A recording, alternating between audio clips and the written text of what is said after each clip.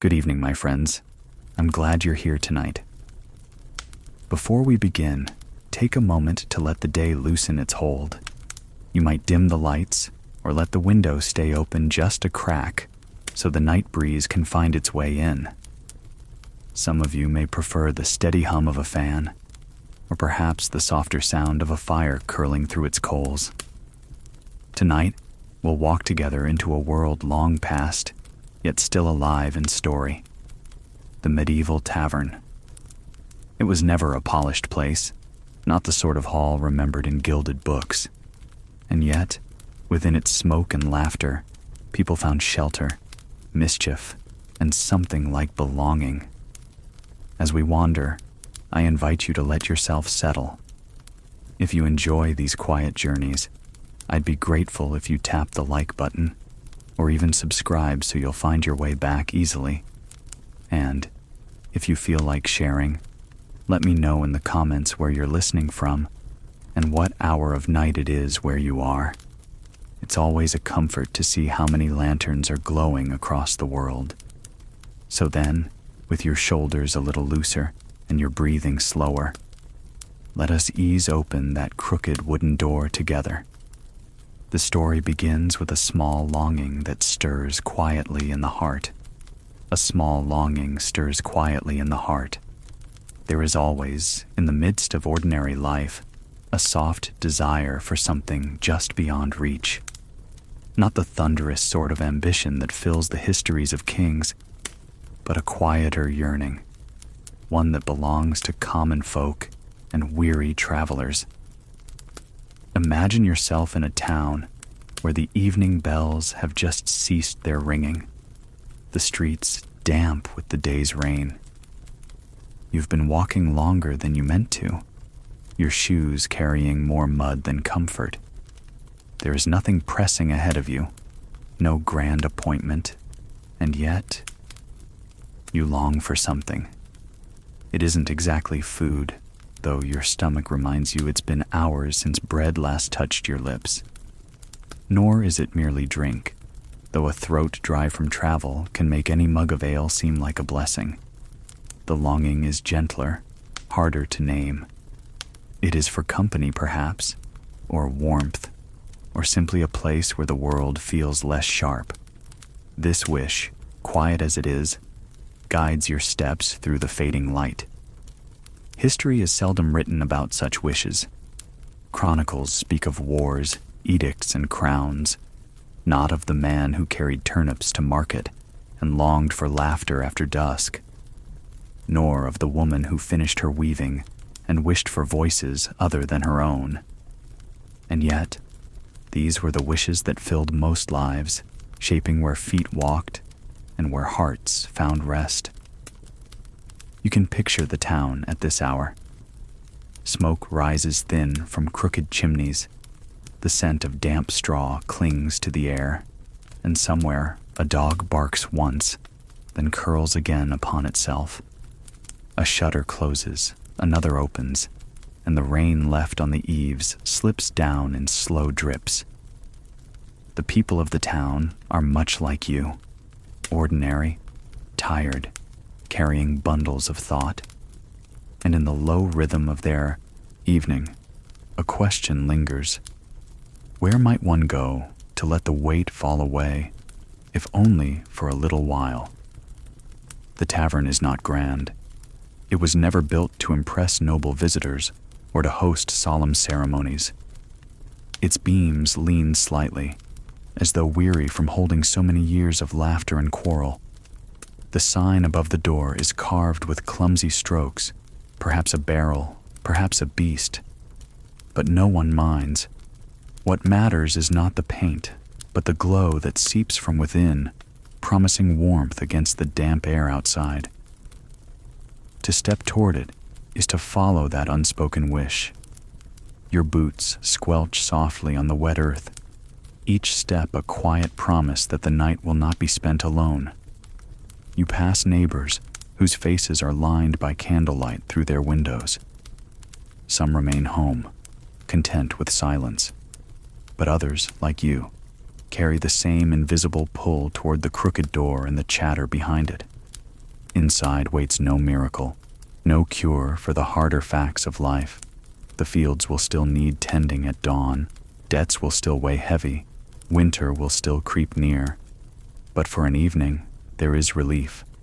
Relief in the sound of voices layered together, in the shared warmth of fire, in the presence of others whose wishes echo your own. It is this small longing, modest, human, and enduring, that shaped the taverns of medieval towns. They were built of wood and thatch, but more truly, they were built of this yearning, the desire to belong somewhere after the day had frayed. And perhaps you feel a reflection of it even now, listening in the quiet of your own room, leaning gently into the company of story. If you close your eyes, you may see yourself standing at the threshold, rain at your back, the hum of voices ahead. Your hand rests upon the iron handle of the door, and you draw a slow breath. The wish within you, quiet, steady, presses forward. A gentle doorway opens between present and past. The longing has led us here, to the edge of something more than a building. What waits before us is not only a tavern, not only a crooked structure patched with timber and straw, but a threshold, half in this world, half in the one remembered. A doorway like this does not creak open quickly. It eases, as if the years themselves are reluctant to let go of their secrets. You might picture yourself pausing at that threshold. Outside, the rain has softened into mist, and the last faint colors of evening are slipping behind the clouds. The air carries the scent of smoke, of damp wool cloaks, of earth turned up by passing hooves. Behind you, the world of your own time, familiar and certain. Before you, the other world, one shaped by hands long gone, yet alive in story. There is no lantern glowing in neon, no sign humming with light. Instead, a simple board sways above, painted with a shape worn nearly away by weather. The wood smells of centuries of rain and heat. And as you rest your hand against the iron latch, there's a moment where the present seems to lean back, letting the past take its place. Crossing a doorway in history is not a matter of stepping through space, but of slipping into rhythm. The sounds change first. Outside, the patter of rain, the shuffle of your boots, the distant cry of a cartwheel jolting over cobblestones. Inside, the layered tones of laughter, argument, a mug striking wood, a chair scraping against dirt. It is a chorus not rehearsed, but lived. Then the light shifts. Candle stubs, set into iron brackets, cast circles of trembling glow across the soot-darkened walls. The fire in the hearth spreads a low gold haze through the room, catching on mugs, on cloaks, on the wet hair of those who have just stepped in from the rain. The shadows dance with the flames, bending across beams, sometimes making even the furniture seem alive, as if the chairs themselves might stretch, yawn, and gossip. The smell is the truest sign you have crossed into another world. Al, sour and sweet, clings to every surface. Meat cooks in the same pot that has cooked since the beginning of the week, giving off steam that is hearty but uncertain. Straw on the floor holds dampness, smoke, and hints of old spills. And beneath it all, sweat, wood, the salt of life lived close. It is not unpleasant, not exactly. It is simply strong, insisting that you belong to the company of humanity. Standing in that doorway, you realize the tavern itself is a kind of storybook. Its walls are parchment marked by soot and knife scratches. Its beams are the spine, bent but unbroken, and each person inside is a line of text, adding to the tale. Some letters bold, some faded, some nearly rubbed away, yet all part of the same living manuscript. You take a step forward. The door closes behind you with a heavy thud, shutting out the drizzle. sealing you in with the warmth. There is comfort in that sound. You are not outside now. You are within. And within is where the wish you carried begins to find its answer. The people inside do not hush at your entrance. This is not a hall of ceremony.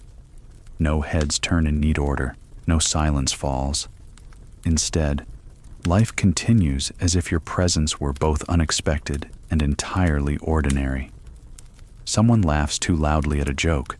Someone sneezes, and the crowd nearest leans back in practiced unison. A woman argues with a man about a debt no one else cares to hear. A child slips between legs, quick as a cat, chasing a dropped piece of bread.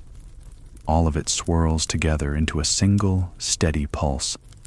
The doorway you've crossed does not only divide inside from outside, it divides solitude from company. Out in the dark street, you are one figure alone, carrying your quiet longing. Here, in this imperfect room, you are part of something larger. Even if no one speaks your name, you are woven into the fabric of noise, warmth, and shared air. That is what makes the tavern doorway soft. It is not guarded, not gilded. It is yielding, welcoming, bending like an old friend's arm across your shoulders. Think for a moment of the countless others who crossed that same threshold before you. Farmers, their boots heavy with mud. Soldiers with armor scratched, carrying stories no one quite believes. Travelers with cloaks stiff from rain and eyes searching for coin or comfort. Merchants, tailors, tinkers, and thieves. All of them stepped here, pausing at the same beam, pressing the same latch, and breathing the same mixture of smoke and straw. Their voices have long since faded, but the echo of their steps lingers. You hear it in the way the floor creaks, in the way the benches sag, in the way the air itself seems thick with memory. Crossing into a tavern, you don't just enter a room, you enter a ritual of shaking off the outside world, of laying burdens beside mugs, of pretending for a few hours that life is simple. It is no wonder that the doorway becomes more than wood and iron. It becomes a gentle passage into belonging. And here, in our own quiet listening tonight, the same passage opens. We stand not only at the door of a tavern long gone, but at the door of imagination. One step inside, and history breathes again, not in dates or battles, but in laughter, in clumsy songs, in the ordinary wish of people who wanted warmth at the end of the day. So, linger a little at this threshold. Feel the grain of the wood beneath your hand, rough and warm from so many palms. Hear the muffled chorus inside, imperfect but inviting. And when you are ready, ease the door open wider. The world beyond will wait. Tonight, the tavern calls. Everyday motions fall into a steady, quiet rhythm. The tavern is full, but not hurried. Life inside it does not move with the clipped urgency of a market day, nor with the solemn precision of a church service. Here, everything falls into a rhythm that feels both ancient and familiar, like a lullaby hummed without words. The steady pattern of human life, mundane, repeating, ordinary, becomes something soothing when seen through the flicker of firelight. If you listen closely, you'll hear it first in the motions of hands. A man lifts his mug, drinks, sets it down. He does it again, in nearly the same way, as though his body remembers the gesture better than his mind. A woman breaks her bread, dips it into the steaming bowl before her, chews, swallows, and begins again. A boy scrapes his spoon against the bottom of a wooden bowl, searching for the last bits of stew. None of these actions are remarkable, and yet together they weave a fabric of familiarity. It is this fabric that so often escapes the record of history. We are told about kings and councils, but not about the way straw is scattered over a tavern floor in the morning, or the way cloaks are hung on pegs near the door, dripping slowly onto the dirt below, and yet those details held lives together. They gave shape to the passing of hours. The rhythm of the tavern extends to sound as well. Mugs strike wood in uneven but predictable beats. Chairs creak and scrape in. Answer a dog lets out a low growl that dissolves into silence, and soon after, another dog answers from beneath a table. Voices rise, overlap, soften. It is not music, not quite, but it has the effect of music, a background hum that reassures, a current that carries the night forward without asking effort from anyone. Notice the smaller patterns too. The tavern keeper wipes the counter in slow circles, not to make it spotless, such a thing is impossible, but to keep chaos from toppling into disorder. The fire in the hearth sighs with every log added, flaring, settling, flaring again. Even the shadows join the rhythm, stretching and shrinking as flames lean this way and that.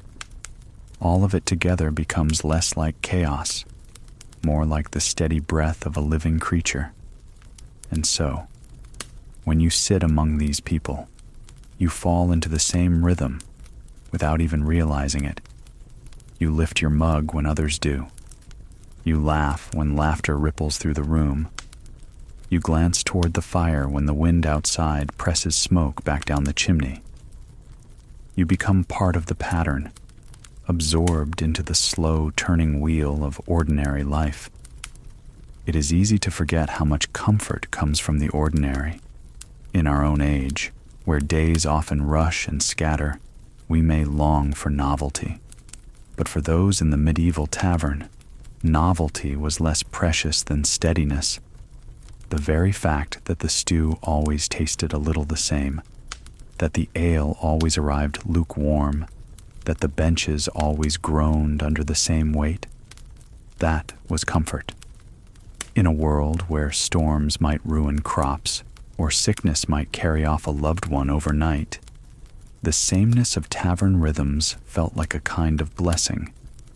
Imagine the serving boy weaving between benches, carrying mugs as carefully as his small hands allow.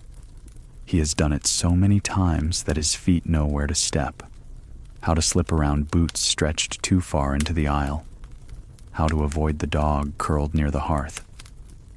He does not think, he only moves.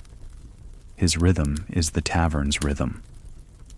The regulars know to lift their elbows without looking when he passes, so he can slide through. These motions, repeated nightly, become as steady as prayer. You notice it also in the talk. Not every word is new.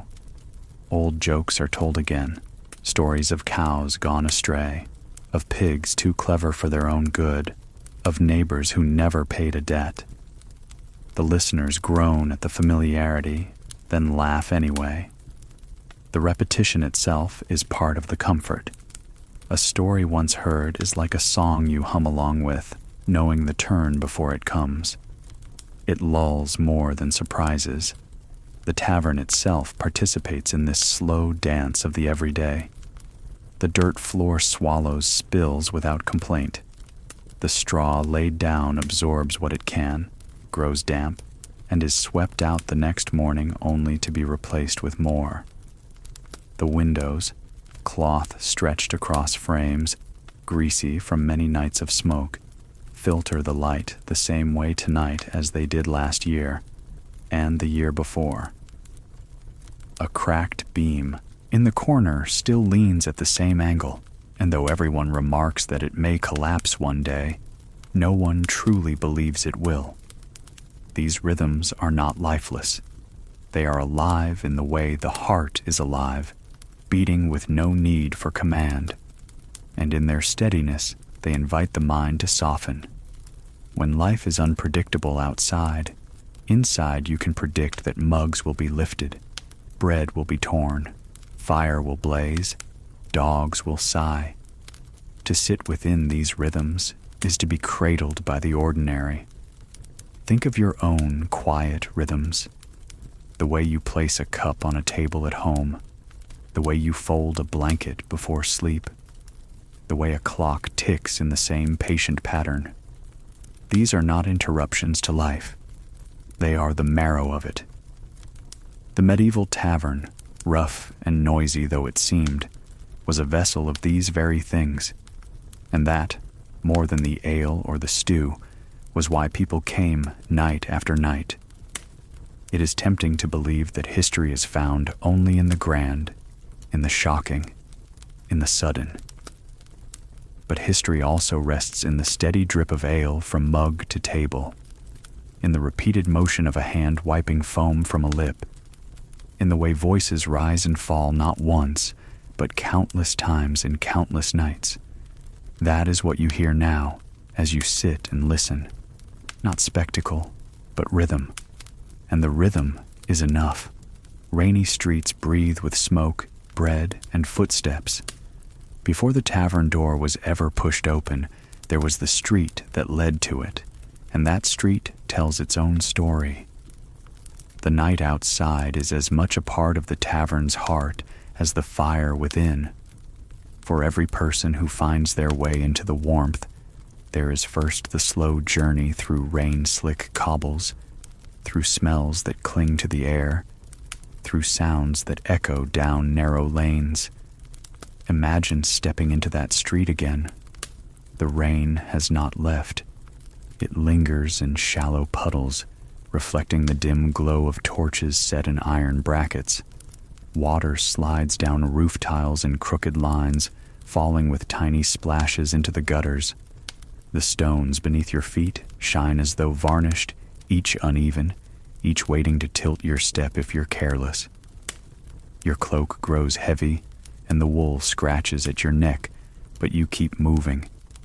Because beyond the dampness, beyond the chill, lies the place you long for. The smell of the street is strong. From one corner comes the sharp tang of fish laid out too long on a stall, their silver scales now dulled. From another drifts the heavy scent of bread baked earlier that day, now cooling, its crust still carrying whispers of warmth. Smoke drapes itself across everything, from blacksmith's forge to kitchen fire, mixing into a fog that feels almost solid. Step by step, you breathe it all in, the sour, the sweet, the charred, and together they become the perfume of the medieval town. And then there are the footsteps. Yours at first, slow and cautious, heels striking stone, the sound dampened by rain. But soon others join. A farmer hurrying home, his boots slapping in rhythm. A woman with a basket balanced against her hip, her shoes softer but quick. A pair of boys chasing one another, their laughter piercing the night before fading into the echo of distant alleys. Each set of footsteps weaves into the fabric of the street so that the path to the tavern is not taken alone. Past the fishmonger, past the forge, past the merchant who has already shuttered his stall with heavy boards, you follow not signs but sound. Somewhere ahead, laughter bursts, muffled but strong, a beacon in the wet dark. It guides you better than any painted board ever could. You know you are close when the rhythm of voices grows thicker, when the smell of ale seeps even into the street, carried out by the drafts between door and frame. But the street offers more than guidance. It offers contrast. Out here, the world feels raw, uncertain. Darkness presses at the edges, rain slides cold down your collar, and the weight of the day still clings to your shoulders. Out here, you feel the separation between yourself and others, each person passing like a shadow, each wrapped in their own burdens. And it is precisely this separation that makes the tavern's door, once reached, so soft a relief. Along the way, you pass scenes that will never make it into chronicles, but which shape the memory of the town as surely as any battle. A man tilts his head back to drink from a jug, rain dripping into it as readily as ale. A mother hushes her child under the eaves, singing a lullaby to outmatch the patter above. A dog shakes itself dry, spraying droplets onto the legs of anyone too near. These are the things that fill the night, unnoticed, but deeply felt. Pause for a moment at a baker's stall, shutters closed tight. The scent of bread still lingers, strong enough to make your stomach twist with longing. Bread in this age is heavy, dark, cut thick. It may be a day old by the time it is eaten, and yet it is the foundation of survival. Smelling it now, warm in memory though cold in truth, you feel the pull of hunger even more keenly. And you understand why the tavern, with its pottage and its crusts, is not merely a place of leisure, but of necessity. The rain softens as you approach the crooked building. The torches sputter in their brackets, smoke rising in delicate spirals. The street here is crowded with carts left abandoned for the night, their wheels caked with mud, their frames leaning into one another like weary companions. Puddles reflect not only the torches, but the faint glow from the tavern itself, a promise shimmering on the ground. You hear a voice now, raised in song, not a polished tune, not the soaring hymn of a cathedral, but a ragged chant about geese and ale, shouted more than sung. The singer's voice cracks, others join in laughter, and soon the noise is swallowed by the heavy wooden door. Still, the sound lingers enough to make you smile in spite of the cold. In the medieval street, everything conspires to drive you inward. The dampness urges you to seek warmth. The smells, rich and poor alike, remind you of hunger. The sounds of distant laughter draw you with promise.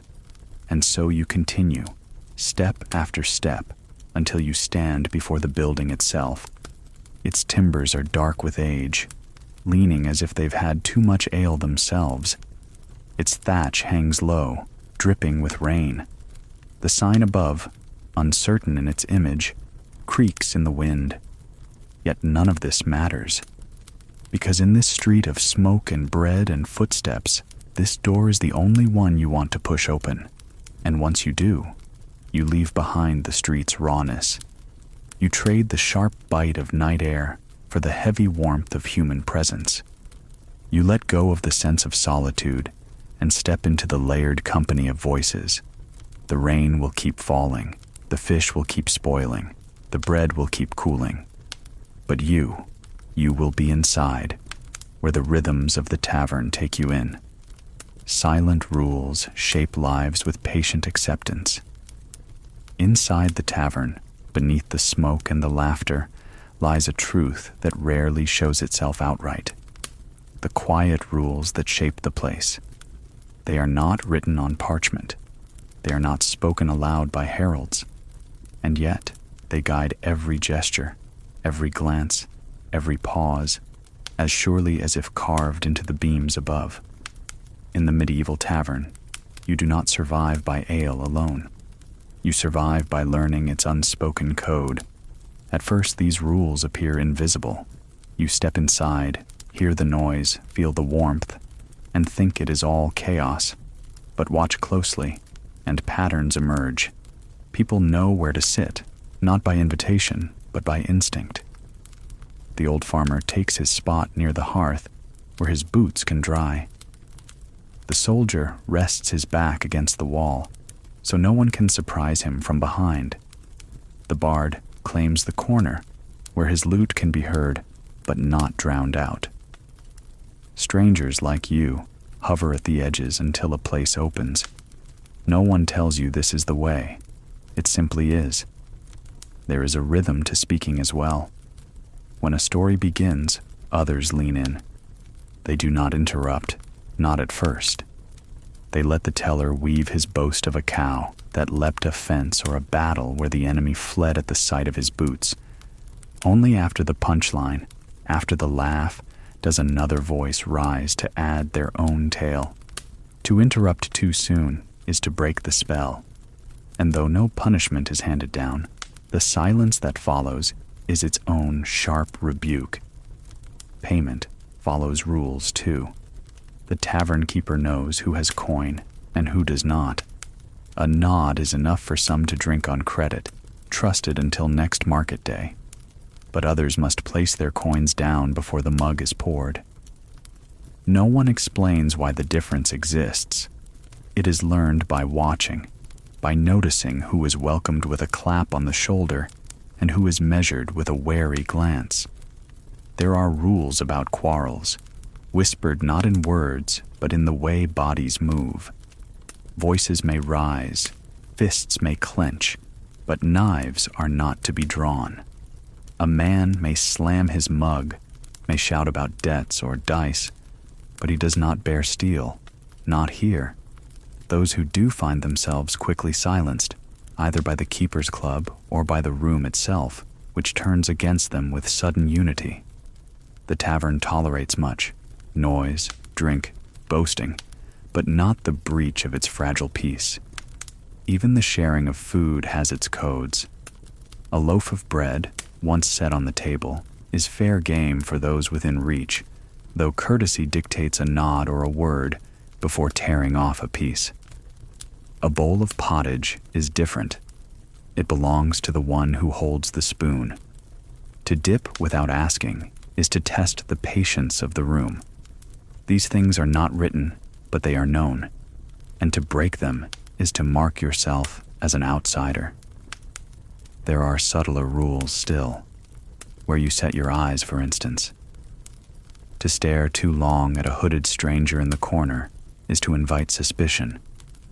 To ignore the tavern keeper's gaze when they pass by is to risk offense. To laugh too loudly at your own joke without letting others join is to mark yourself a fool. All of this you learn by watching, by listening, by allowing the room itself to teach you. What is remarkable is how willingly people accept these silent rules. They do not resent them.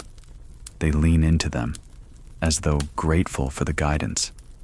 In a world so often uncertain, where weather, war, and fate change without warning, the tavern offers a space where at least some things are predictable. You know that mugs will be shared, that fights will end before blades appear, that songs will circle back to their choruses. In the tavern, you can let your shoulders rest, because the invisible net of custom holds you. Think of how it feels in your own life when you enter a familiar room. Perhaps the kitchen at dawn, where the same clock ticks on the wall, where the same kettle warms on the stove. No one tells you how to move there. You simply know. You reach for the mug in its usual place. You sit where you always sit, and without thinking, you obey the unspoken rules of your home. The medieval tavern, though noisier and rougher, is no different. It is home in its own way for those who gather. What is more, these rules extend beyond the tavern walls. A man known to cheat at dice will find his reputation follows him to the market. A woman who pays her debts on time will find herself trusted with loans when the harvest fails. The tavern is not only a place of ale, it is a court of character, a stage on which reputations are built or broken. And because of this, the silent rules are enforced not by threat, but by need. To belong here is to belong to the town itself. So you sit, perhaps with your mug still full, and you begin to notice the nods exchanged without words, the laughter that comes on cue, the way a spilled drink is handled with a shrug rather than anger, as though all accept that such things are part of life. And as you watch, you feel yourself relax into the pattern. The silent rules no longer seem foreign. They seem familiar, almost comforting. You too begin to raise your mug at the right moment, to laugh when the story finds its end, to glance at the keeper just long enough to show respect. The world outside may feel harsh. its rules enforced by sword and tax. But here, the rules are softer, though no less binding. They are held not in ink, but in memory, not in edict, but in habit. And because they are shared, because they are lived together, they create something rare, a space where even strangers can feel, for a while, at home. A glowing tavern doorway whispers of warmth. The doorway of a medieval tavern was never merely wood and iron. It was a boundary, thin as a breath, between two worlds, one soaked with rain and loneliness, the other thick with warmth and company. To cross it was to leave behind the uncertainty of streets and to step into a rhythm older than memory. The door itself was heavy, often fashioned of planks nailed together with crude iron studs. Hinges groaned as though they, too, had been drinking all night. It might lean slightly, warped by damp weather, so that a strong shove was needed to budge it. Many travelers, weary from the road, pressed their shoulders against the wood and sighed with relief as it finally yielded. That sound, the creak, the sigh, the sudden spill of warmth, was the overture of the tavern's nightly performance. Outside, your cloak is wet, your shoes muddied, your shoulders tight from the cold. Inside, the air greets you like a living thing. It carries with it 1,000 scents: ale, wool, smoke, onions, and the faint sweetness of mead. It does not smell clean, no, but it smells alive. The contrast is so sharp, it feels like stepping from a shadow into a lantern's glow. Look at the threshold itself. The stone beneath the doorframe is worn smooth by countless boots, each leaving behind a small part of its story. Farmers bringing mud from fields, soldiers carrying dust from distant roads, children tracking straw from stables, all pressed into the same stone. The step is slick tonight, damp with rain and ale. Someone has carved initials into the frame, though the years have blurred them until they are nothing more than ghosts of letters. Still, you can trace them with your finger, and in doing so, feel the presence of all those who stood here before. Inside, the doorway opens not to silence, but to a burst of life. Laughter collides with shouting. A mug crashes against a table, spilling froth onto the floor. A dog barks once, sharp and loud, before resettling beneath a bench. It should be overwhelming. And yet, the longer you stand in the doorway, the more it seems to fold around you, as though the tavern has been expecting your arrival. No one welcomes you in words, but eyes flick toward you, assessing in a single glance.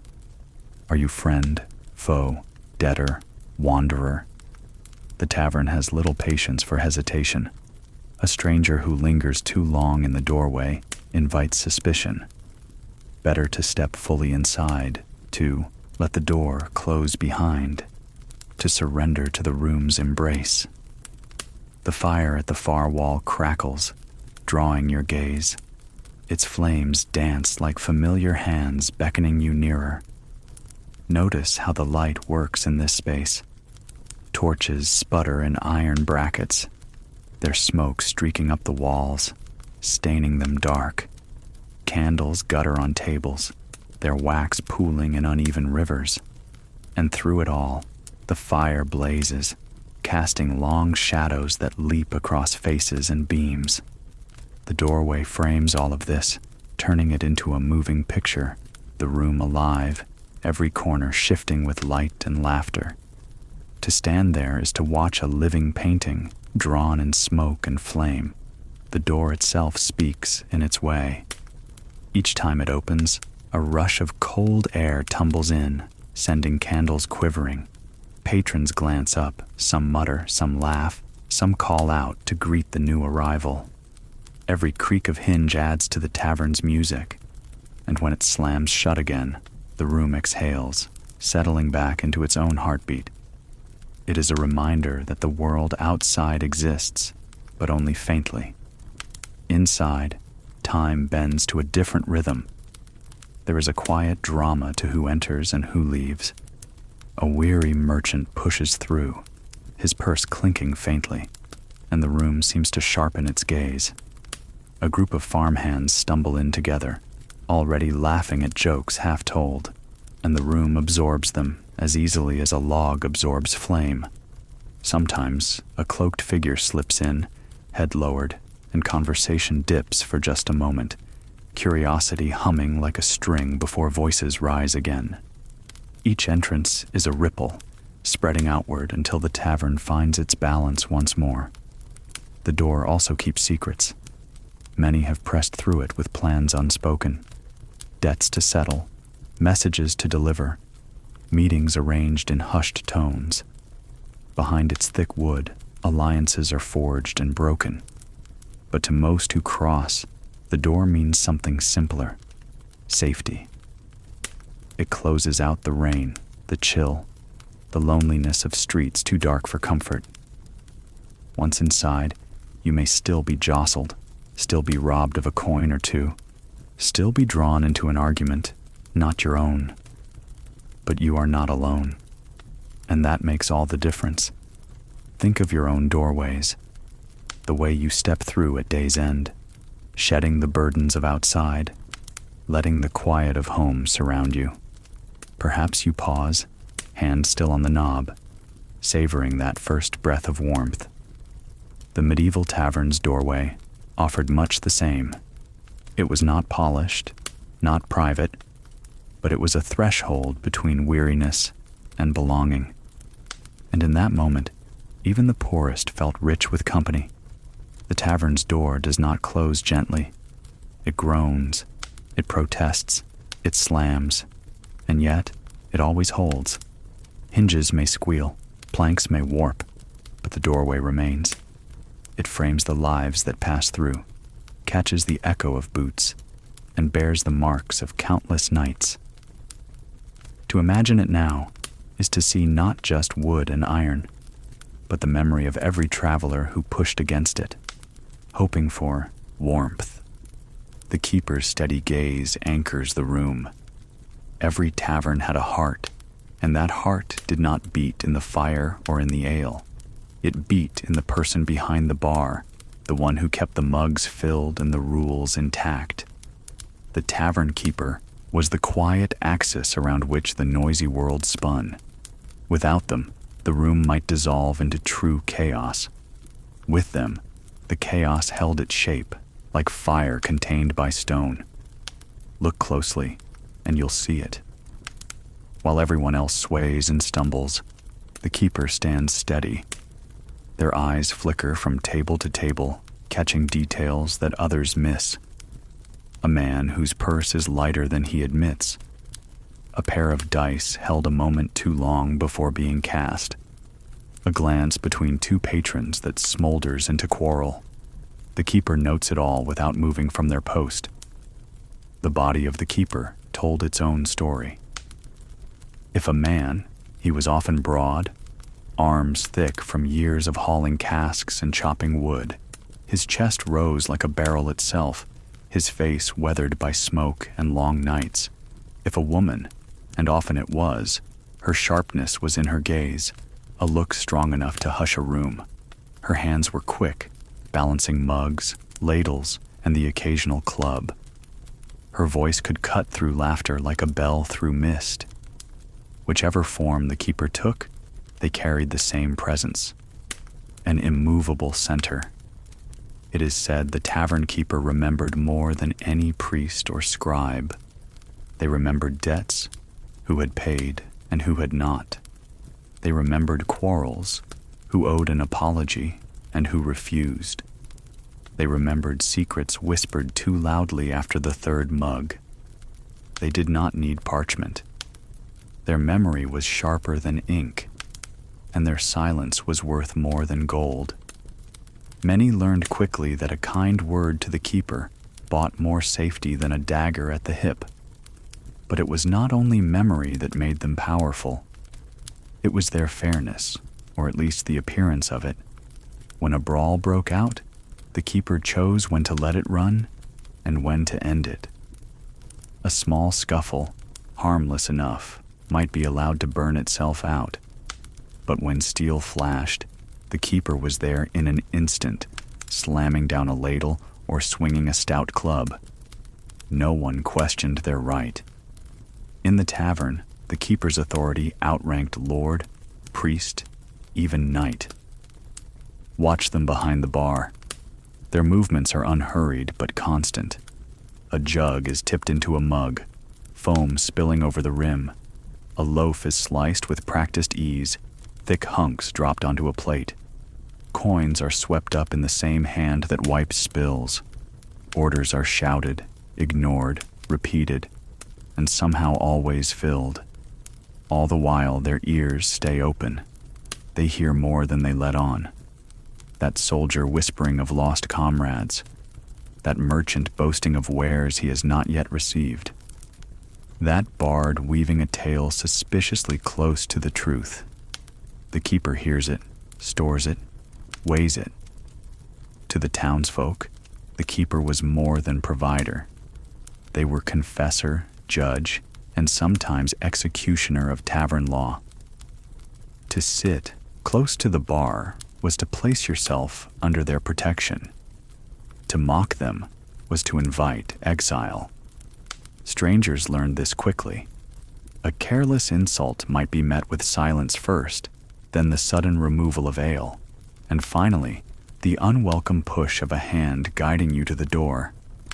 Rare was the fool who repeated the mistake. And yet, for all their sternness, the keeper could be kind. A mug pressed quietly into the hand of a widow. A bowl of pottage set before a boy with no coin. A warning given in a low voice before trouble found its mark. They carried a hard shell, but within it was a steady warmth. The warmth of someone who understood that the tavern was not only a place of laughter and noise, but of refuge. There were whispers, of course. Some said the keeper knew too much, that they had ears in every corner and eyes sharper than any spy. Others believed the keeper carried pasts they never spoke of. Once a soldier, once a thief, once a pilgrim gone astray. But whatever their origin, they became something larger within the tavern walls. They became the one figure who could not be ignored. Even their silences spoke. A raised eyebrow could stop a story mid-sentence. A hand resting on the bar could quiet an argument before it began. The keeper's presence was like the stone at the center of a spinning wheel. Still, solid, yet shaping all the motion around it. And so, when you sit in that crowded room, your eyes are drawn again and again to the keeper, not because they demand it, but because the room itself tilts toward them. Their gaze, steady and sure, anchors the night. You feel safer knowing they are there, safer even than under a castle's watchtower. For castles might fall, priests might falter, but the tavern keeper endures, night after night, tankard after tankard, story after story. Wooden tables invite strangers to share space. The tables of a medieval tavern were not finely polished things. They were rough-hewn planks, warped by years of spilled ale, scarred by knives, carved with initials and crude drawings.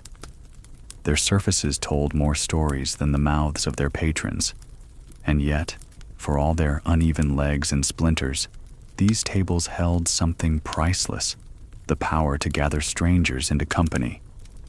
When you enter, it is rare to find a table empty.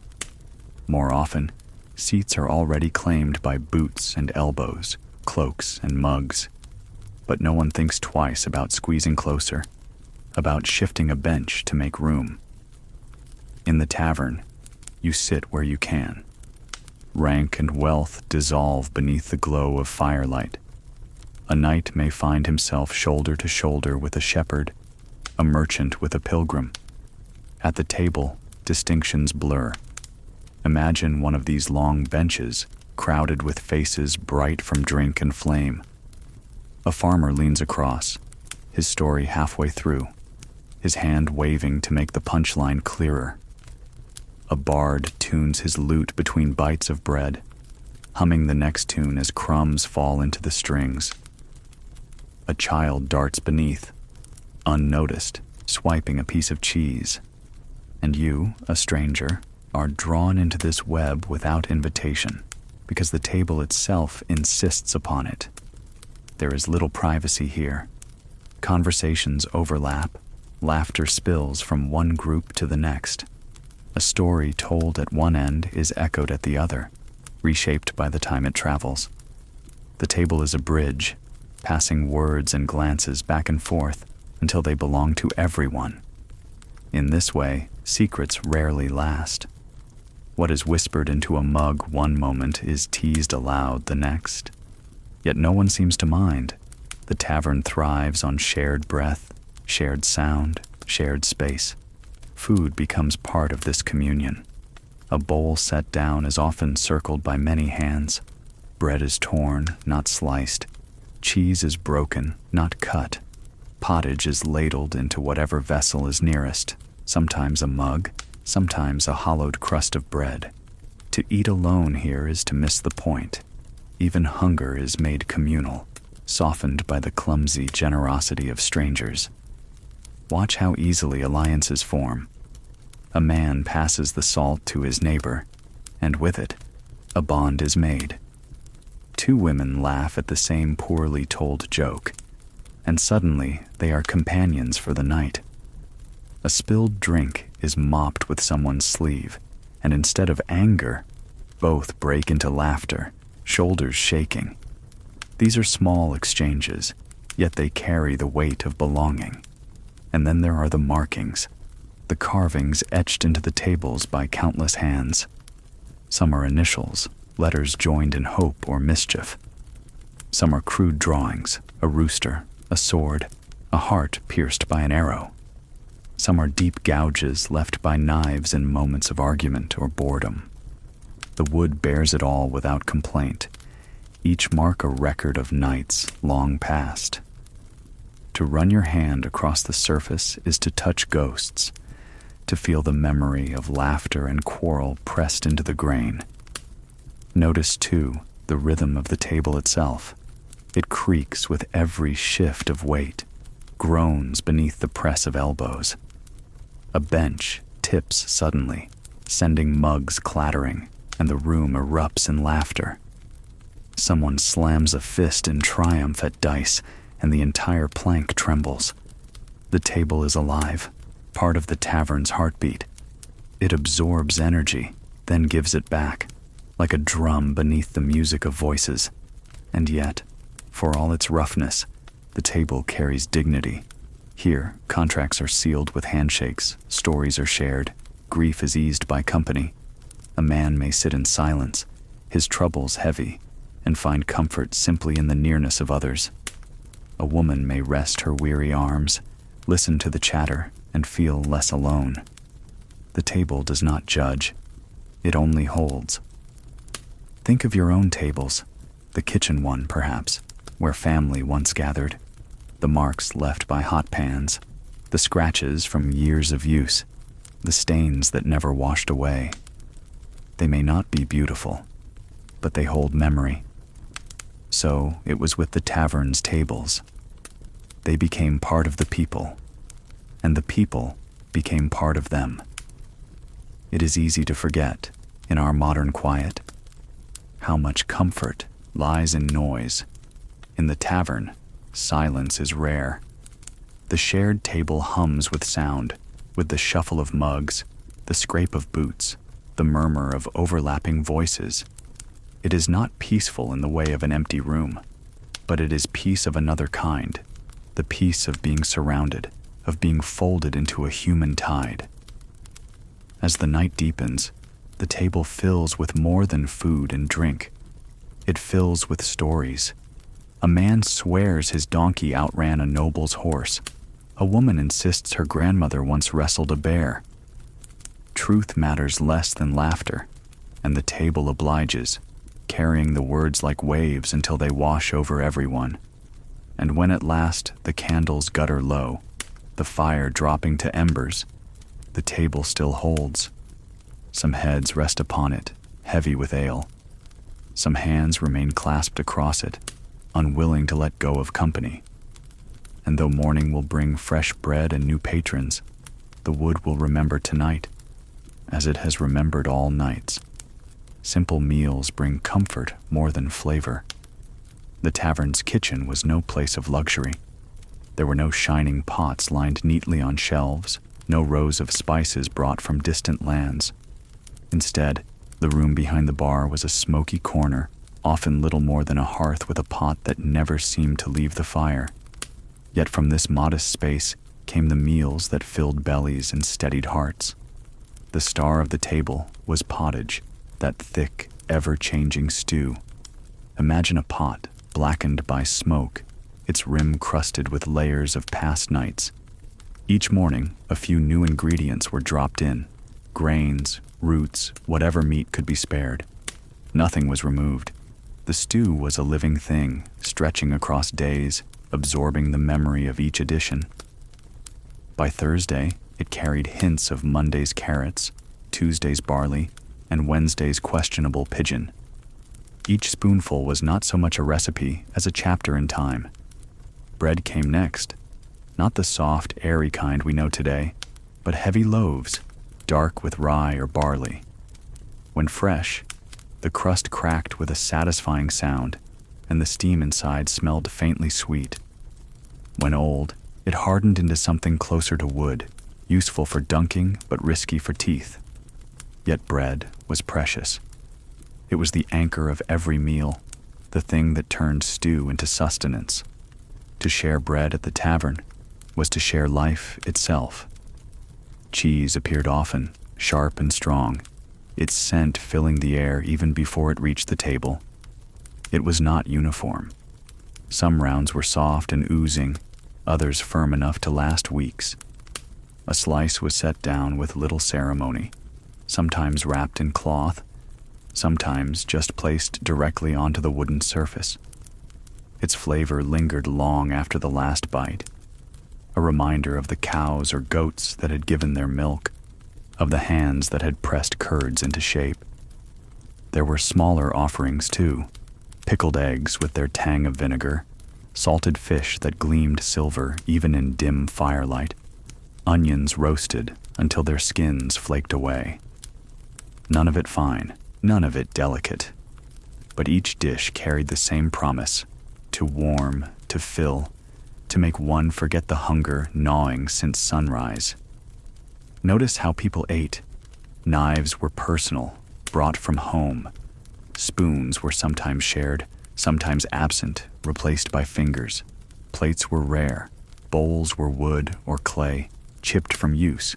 A single rag might serve as napkin for the whole table, passed back and forth without comment. No one minded. Cleanliness was a luxury. Here, the goal was simply to eat enough to keep strength for tomorrow's work. Yet despite the roughness, there was comfort in the ritual. The way steam rose from the pot, fogging the air, carrying with it a scent that drew tired bodies closer. The way hands reached out, not politely but eagerly, for ladles, for bread, for whatever was near. The way conversation softened for a few minutes as mouths were filled and bellies calmed. Hunger, after all, is louder than any song. Sometimes there were surprises. A hare caught in the fields, a chicken too old for eggs, a gift from a hunter passing through. On those nights, the stew grew rich, its broth thick with flavor, its surface shimmering with fat. Smiles spread wider, laughter rang louder, as though meat itself was a kind of miracle. For most, it was. To taste flesh was to taste fortune. Think of how different it was from a modern meal. No menus, no choice, no waiting for dishes carefully prepared. You asked, "What's left?" and you accepted the answer. To some, that might sound grim, but to those weary travelers, the lack of choice was a relief. There was no burden of decision, only the gratitude that something warm awaited. The tavern meal was more than food. It was theater. Bowls clattered onto tables, stew sloshed over edges, bread thudded as it was torn. A dog barked, snapping up crumbs. A child giggled as grease smeared across their chin. Around it all, voices rose again, stories weaving back into the night. The food was backdrop, yes, but it was also bond. No one ate alone, not really. Even silence tasted of company, and perhaps that was the true comfort. Not the flavor, not the fullness, but the sense that you were part of something larger. Each bite carried not only grain or broth, but the presence of others, their laughter, their arguments, their songs. Hunger was personal, but its answer was shared. When you picture it now, imagine the steam rising, blurring the firelight, softening the edges of the room. Imagine the warmth spreading from your stomach, loosening the stiffness in your shoulders. Imagine the simple peace of knowing that, for this moment, you are fed. A humble mug carries more than ale. The mug is a simple thing, yet in the tavern it becomes a companion, almost a character in its own right. Heavy in the hand, warm against the skin, its weight offers assurance in a world so often uncertain. Whether carved from wood, shaped in clay, or hammered in tin, each mug holds not only drink, but the spirit of fellowship itself. Picture one before you now, a vessel passed across the bar with little ceremony, perhaps still damp from its last washing, or perhaps not washed at all, only rinsed in a bucket of cloudy water. The rim is uneven, smoothed by countless lips. A small crack runs down one side, darkened by years of ale soaking into the grain. Yet you raise it without hesitation, for in the tavern, a mug is less an object than a rite. Ale is the usual fare, cloudy and thick, with a taste both sharp and sour. Sometimes it carries a faint sweetness from honey, sometimes the bitterness of herbs. It is never the same from one night to the next, for no batch is measured with precision. And yet, that is part of its charm. Each sip is unpredictable, and every patron accepts this as the way of things. The mug is lifted not for flavor, but for the comfort of wetness on a dry tongue, for the warmth that spreads from throat to chest. Mead arrives on occasion, its golden sweetness a small luxury. It sparkles faintly in the firelight, promising more than it often delivers. Still, when poured, it is met with cheers, for it signals festivity, a reason to linger longer. Cider, sharp and tangy, comes in cracked mugs that sometimes double as bowls. Wine, when it appears at all, is thin and sour, watered to stretch further. Water itself, rarely trusted, is the boldest choice of all. The mug, whatever it carries, remains the same. Sturdy, familiar, ready to be raised. Notice how people hold them. Some clutch tightly, as though the mug were an anchor against the tide of noise. Others cradle it gently, warming their hands on its sides. A few slam theirs down with every laugh, splashing ale across the table, marking their joy in liquid stains. And still others lift their mugs slowly, as though toasting not only their companions, but the night itself. In the tavern, the act of drinking is more important than the drink. To lift a mug is to join a chorus, a rhythm of motion echoed across the room. Mugs rise together in toasts unplanned, their wooden rims clacking in rough harmony. To health, someone calls. To fortune, another adds. To the goose that got away, a third shouts, and laughter follows. Each toast adds another layer of belonging. Even strangers drawn into the clatter find themselves raising mugs before they realize it. And then there is the sound, the tavern's secret music. The clink of mugs meeting, the thud of them landing on wood, the splash of ale across tables, These sounds weave with laughter, argument, and song until they form a rhythm older than memory. The mug is instrument as well as vessel, percussion in the tavern's orchestra. Yet the mug carries more than drink and sound. It carries memory. A man might recall the night his son was born, the mug raised high in celebration. A woman might remember the evening she last saw a friend, their mugs touching in farewell. The vessel absorbs not only ale, but moments, each sip layered upon the last, until the mug itself becomes a silent witness to lives passing through. Consider also how fragile the ritual truly is. The ale may be sour, the mugs cracked, the floor sticky with spills. And yet, in that moment when mugs are raised together, none of it matters. What matters is the gesture, the willingness to share, to set aside burdens, to say without words, "We are here, together." In our modern world, drinks are measured, branded, carefully poured. Glasses gleam, ice clinks, flavors are crafted to precision. But in the tavern, there was freedom in imperfection. The mug asked for no polish. It gave no promise of quality. It was simply there, solid in the hand, a bridge between strangers, and perhaps that simplicity is what made it so cherished. Imagine now holding such a mug yourself. The wood is rough against your palm, the liquid warm against your lips. Around you, the tavern swells with life, laughter rising, voices overlapping, a song breaking through in the corner. You lift your mug, join the motion, and for a moment you are no longer outside the story, but part of it. The mug carries no crown, no title, no treasure, yet it holds the essence of the tavern. And when set down, empty at last, it leaves behind more than thirst quenched. It leaves the memory of belonging, as simple and enduring as wood beneath the hand. Tales at night weave truth with invention. The tavern, for all its noise and smoke, was above all a place of stories.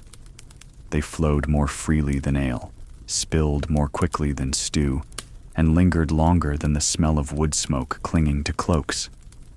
In a world without newspapers, without printed books for the common folk, it was around rough tables and low fires that stories did their work, binding people, shaping memory, soothing the weary hours between dusk and dawn.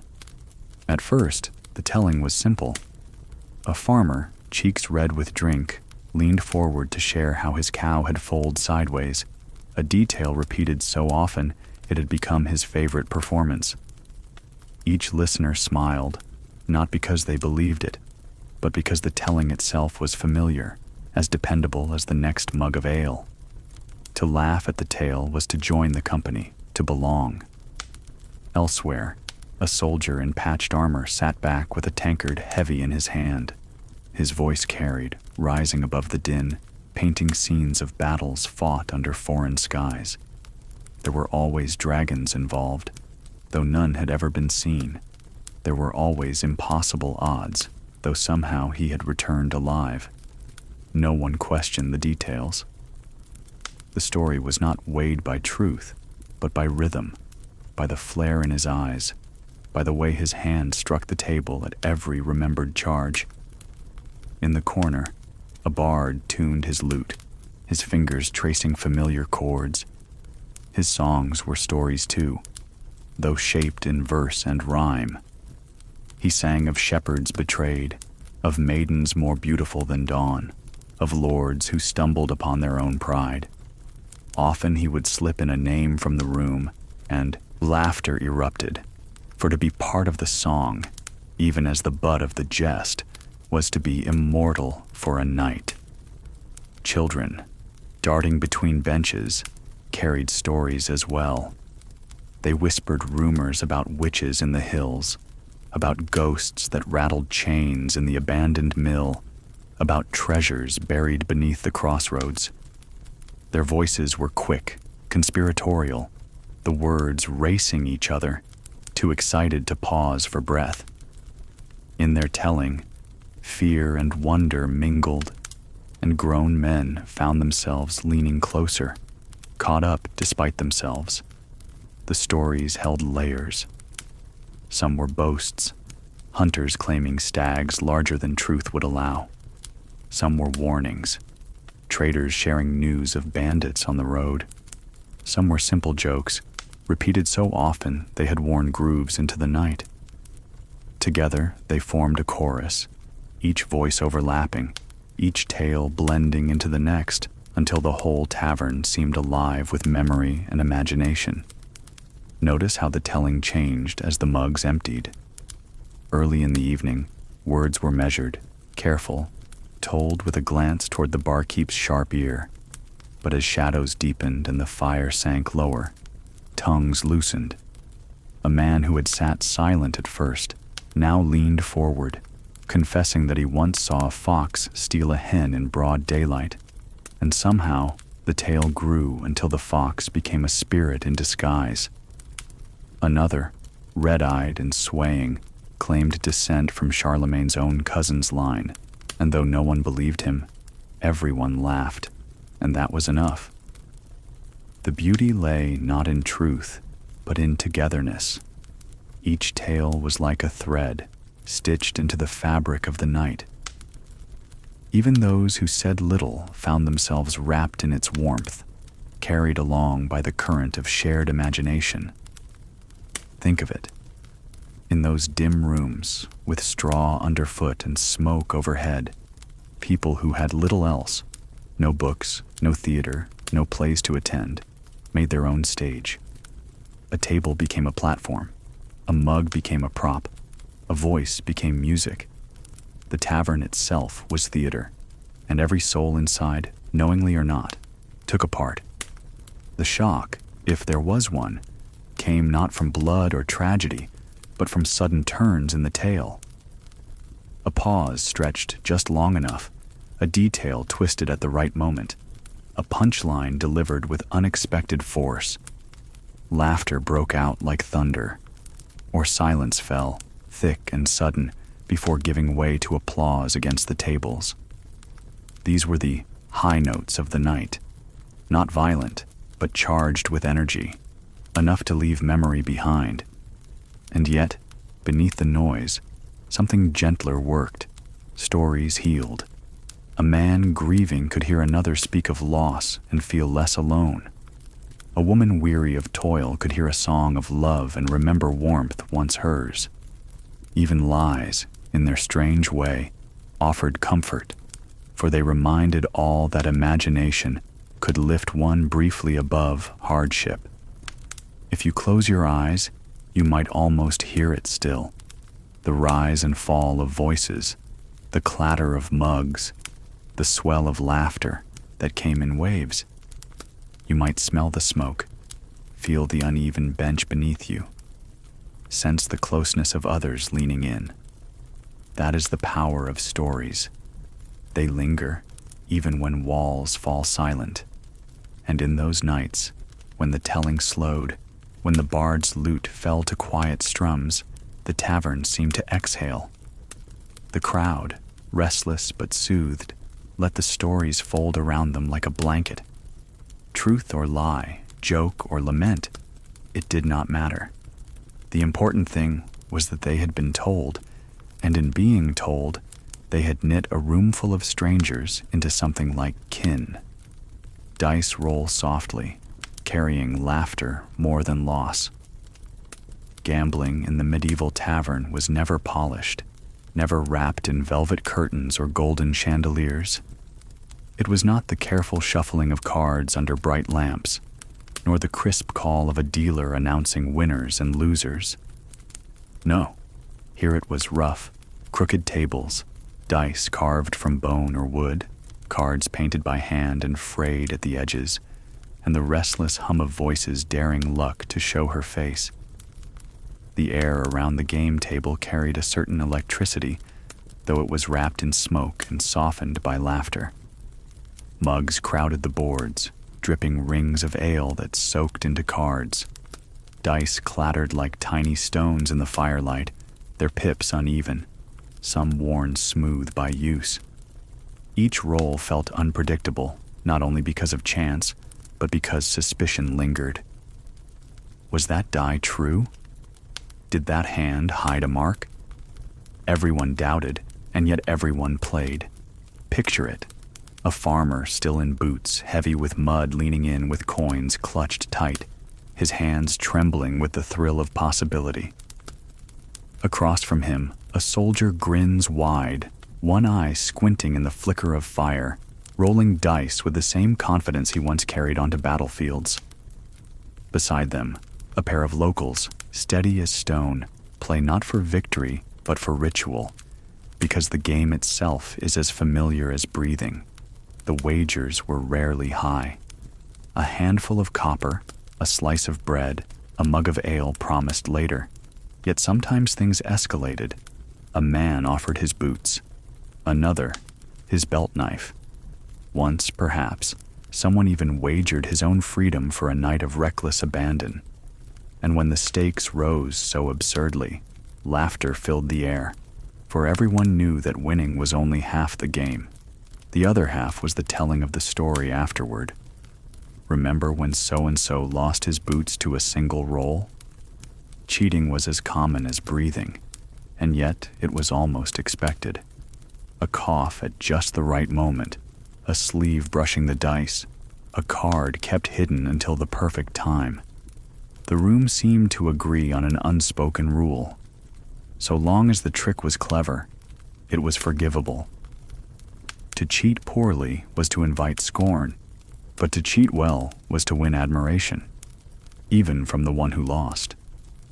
But there were other games as well. Arm wrestling, with fists planted firmly on ale-soaked tables, drew small crowds who cheered with each shift of muscle.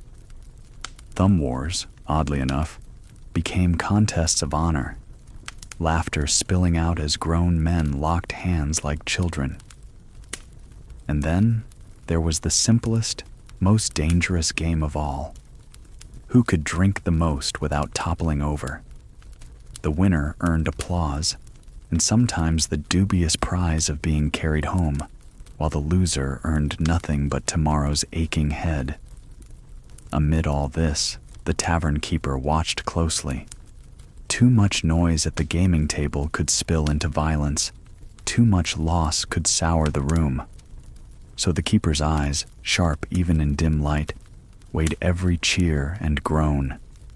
And if things edged too far, if tempers rose too hot, a single slam of a ladle against the bar could silence the crowd. Games were tolerated, even encouraged, but only within bounds. Notice the rhythm of these moments. Dice rolled, laughter swelled, accusations flew, then softened into shrugs.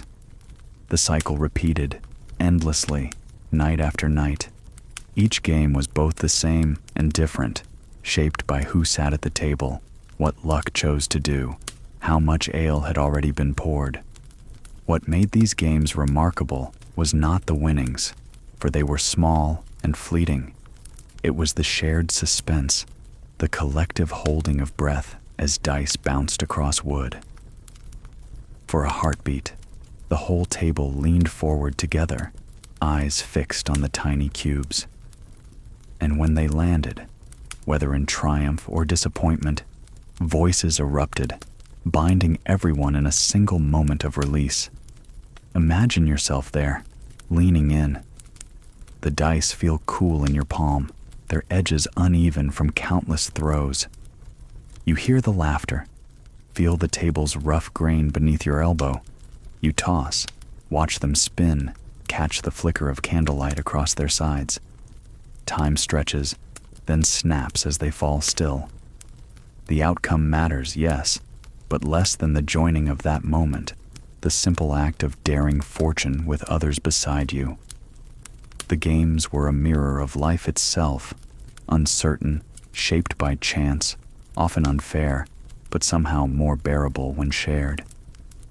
Each roll reminded the players that control was an illusion, yet camaraderie was real.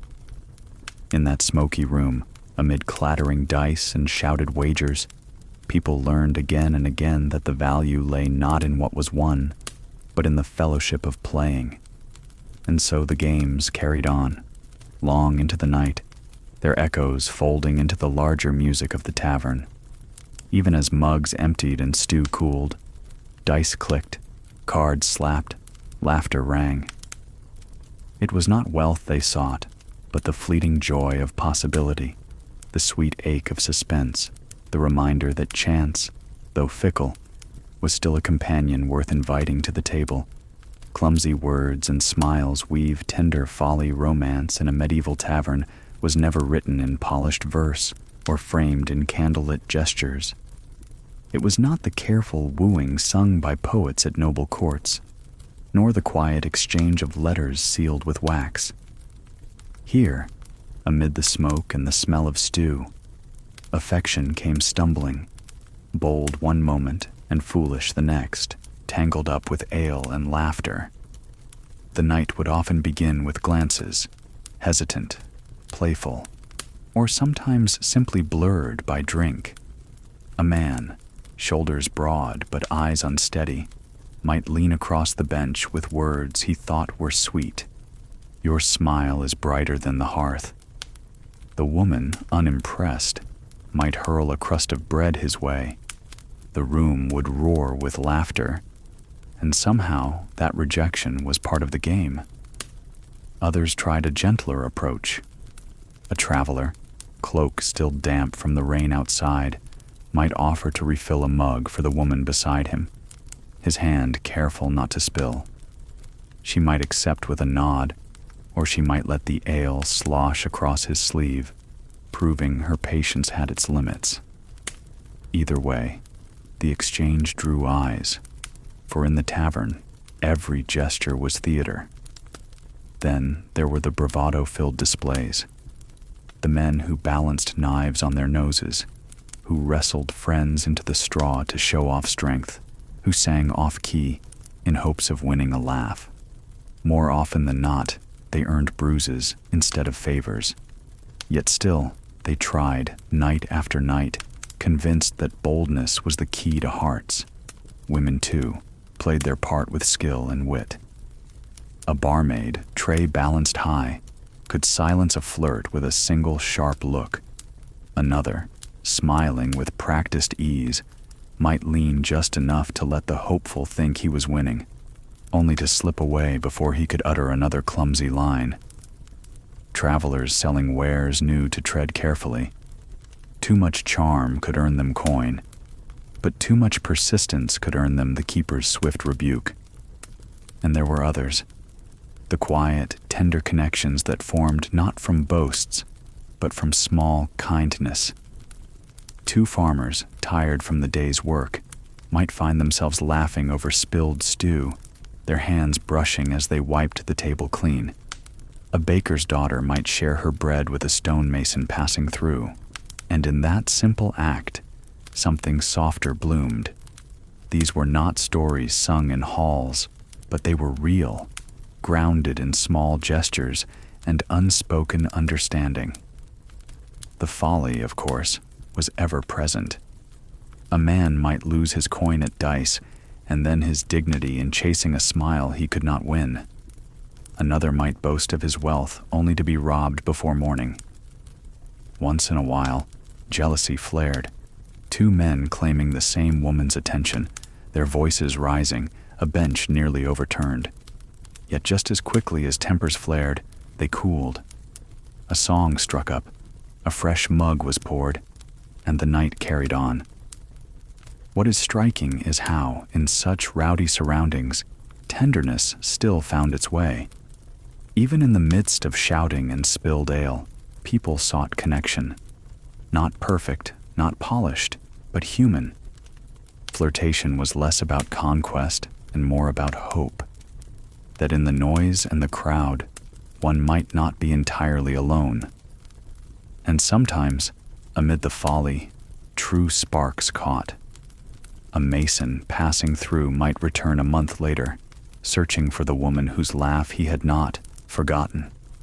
A widow might find comfort in the steady presence of a neighbor, their conversations deepening across many nights. A bard might leave town with more than coins in his pouch, a promise written not in ink, but in memory. Imagine sitting there, watching it unfold. The laughter rings louder when a man tumbles from his seat in clumsy courtship. The silence sharpens when two strangers' eyes meet across the firelight. You sip your drink, aware that every smile, every jest, every awkward gesture is a small piece of the tavern's living play. And when the night grows late, and the boldest have fallen asleep in corners, and the laughter has softened into murmurs, the quiet pairs remain. They share words too soft for others to hear, or simply sit side by side, content in silence. Around them, the tavern continues its dance, but for them, the world has narrowed to two.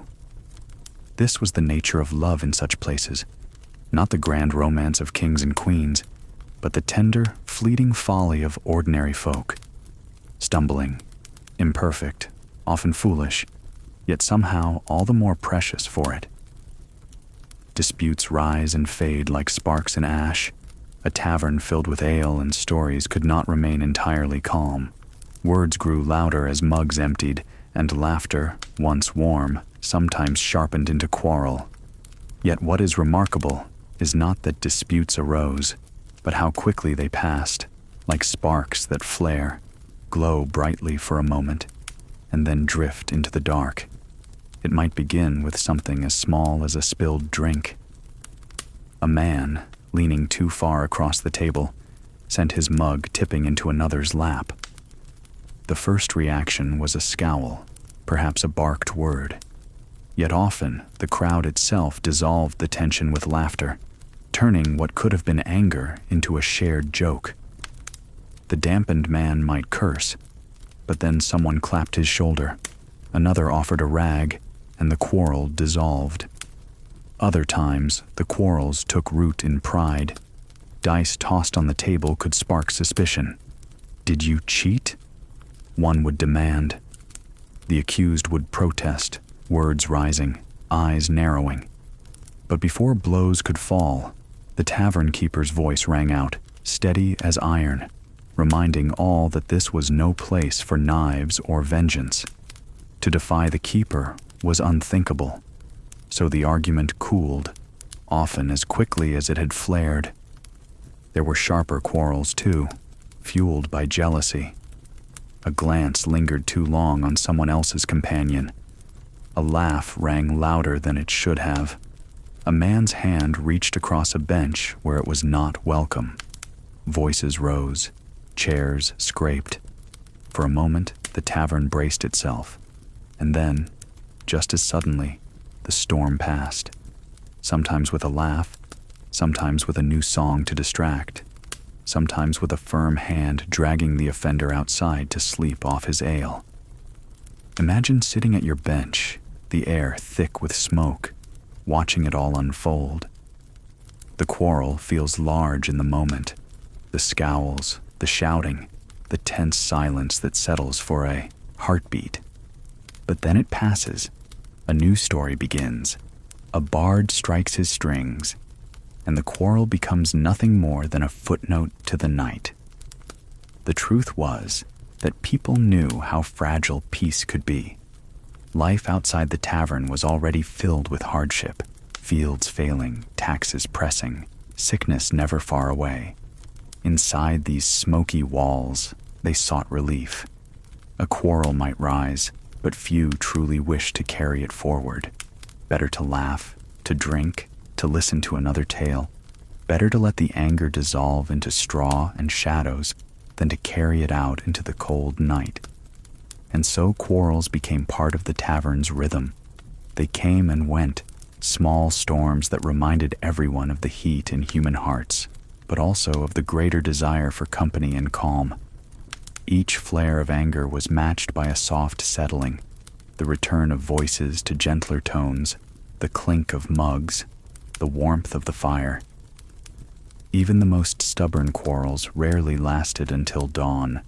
By morning, Men who had shouted at one another the night before might share bread at the same table, their anger forgotten.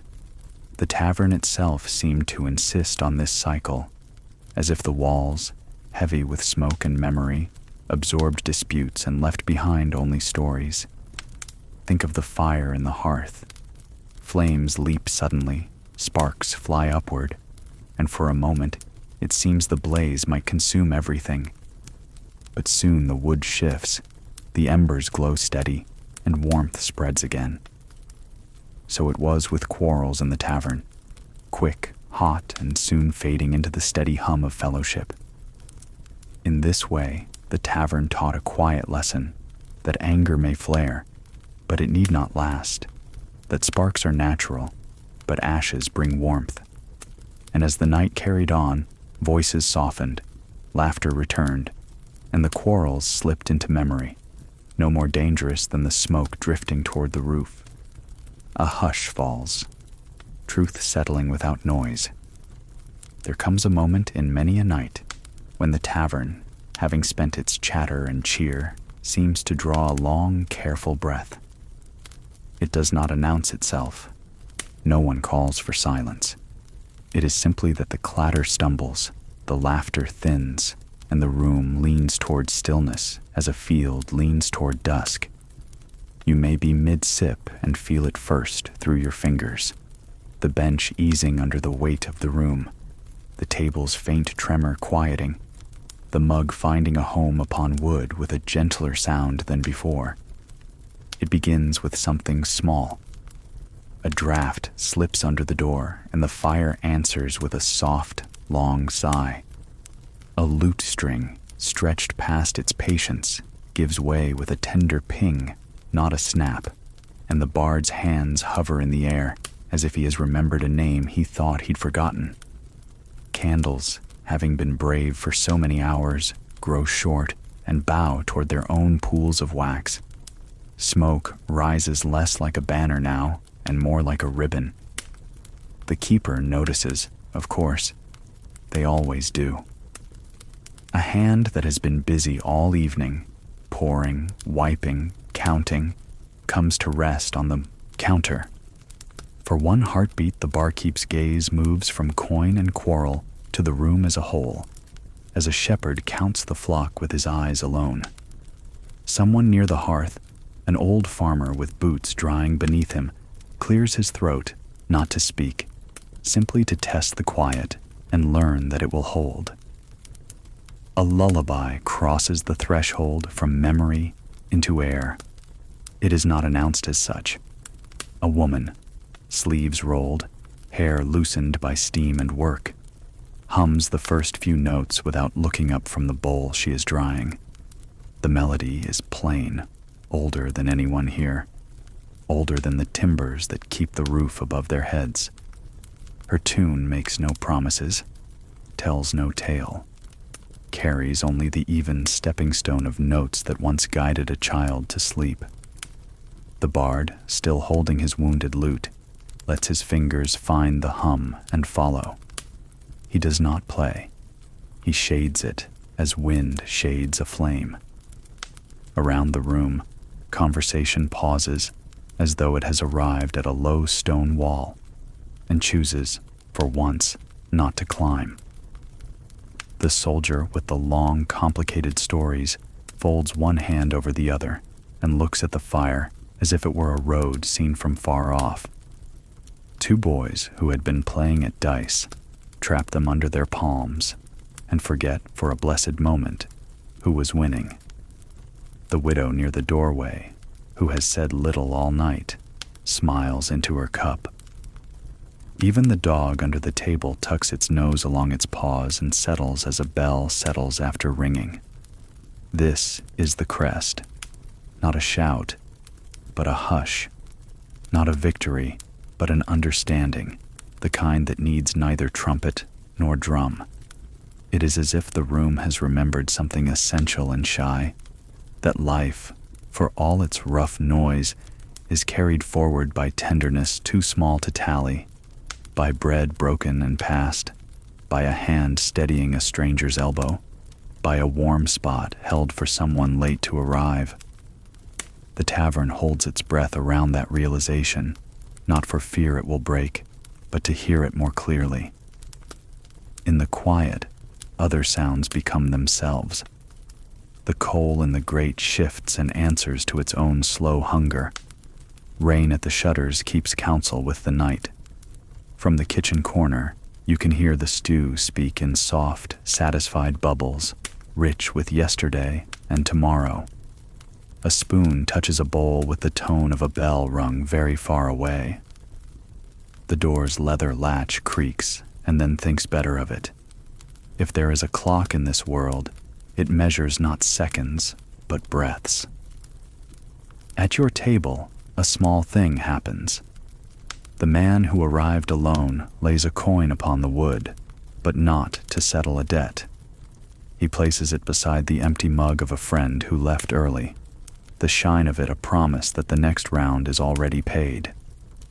Across from him, a girl who has been awake longer than she should leans into her mother's side. The mother lifts the girl's hand and, without looking, folds it back under the cloak. No one marks these acts aloud. They are the grammar of the night.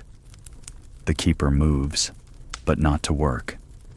They take one mug, rinse it more carefully than it needs, and set it by the hearth where no one sits. Some nights there is someone to fill it. Tonight there is not. Still, the mug waits. A seat slides closer, as if to keep it company. The gesture seems to pass from person to person, the way lamplight passes along a windowed street. The urge to make space for what might arrive. Joy, sorrow, or only the quiet itself. The bard tests a new string, loosens it again, and leaves it slack. Instead, he takes up the melody the woman hums and goes one note beneath it, no more. A second voice finds the octave above, thin and sure. It turns out to be the merchant who has measured all evening, who now forgets his sums.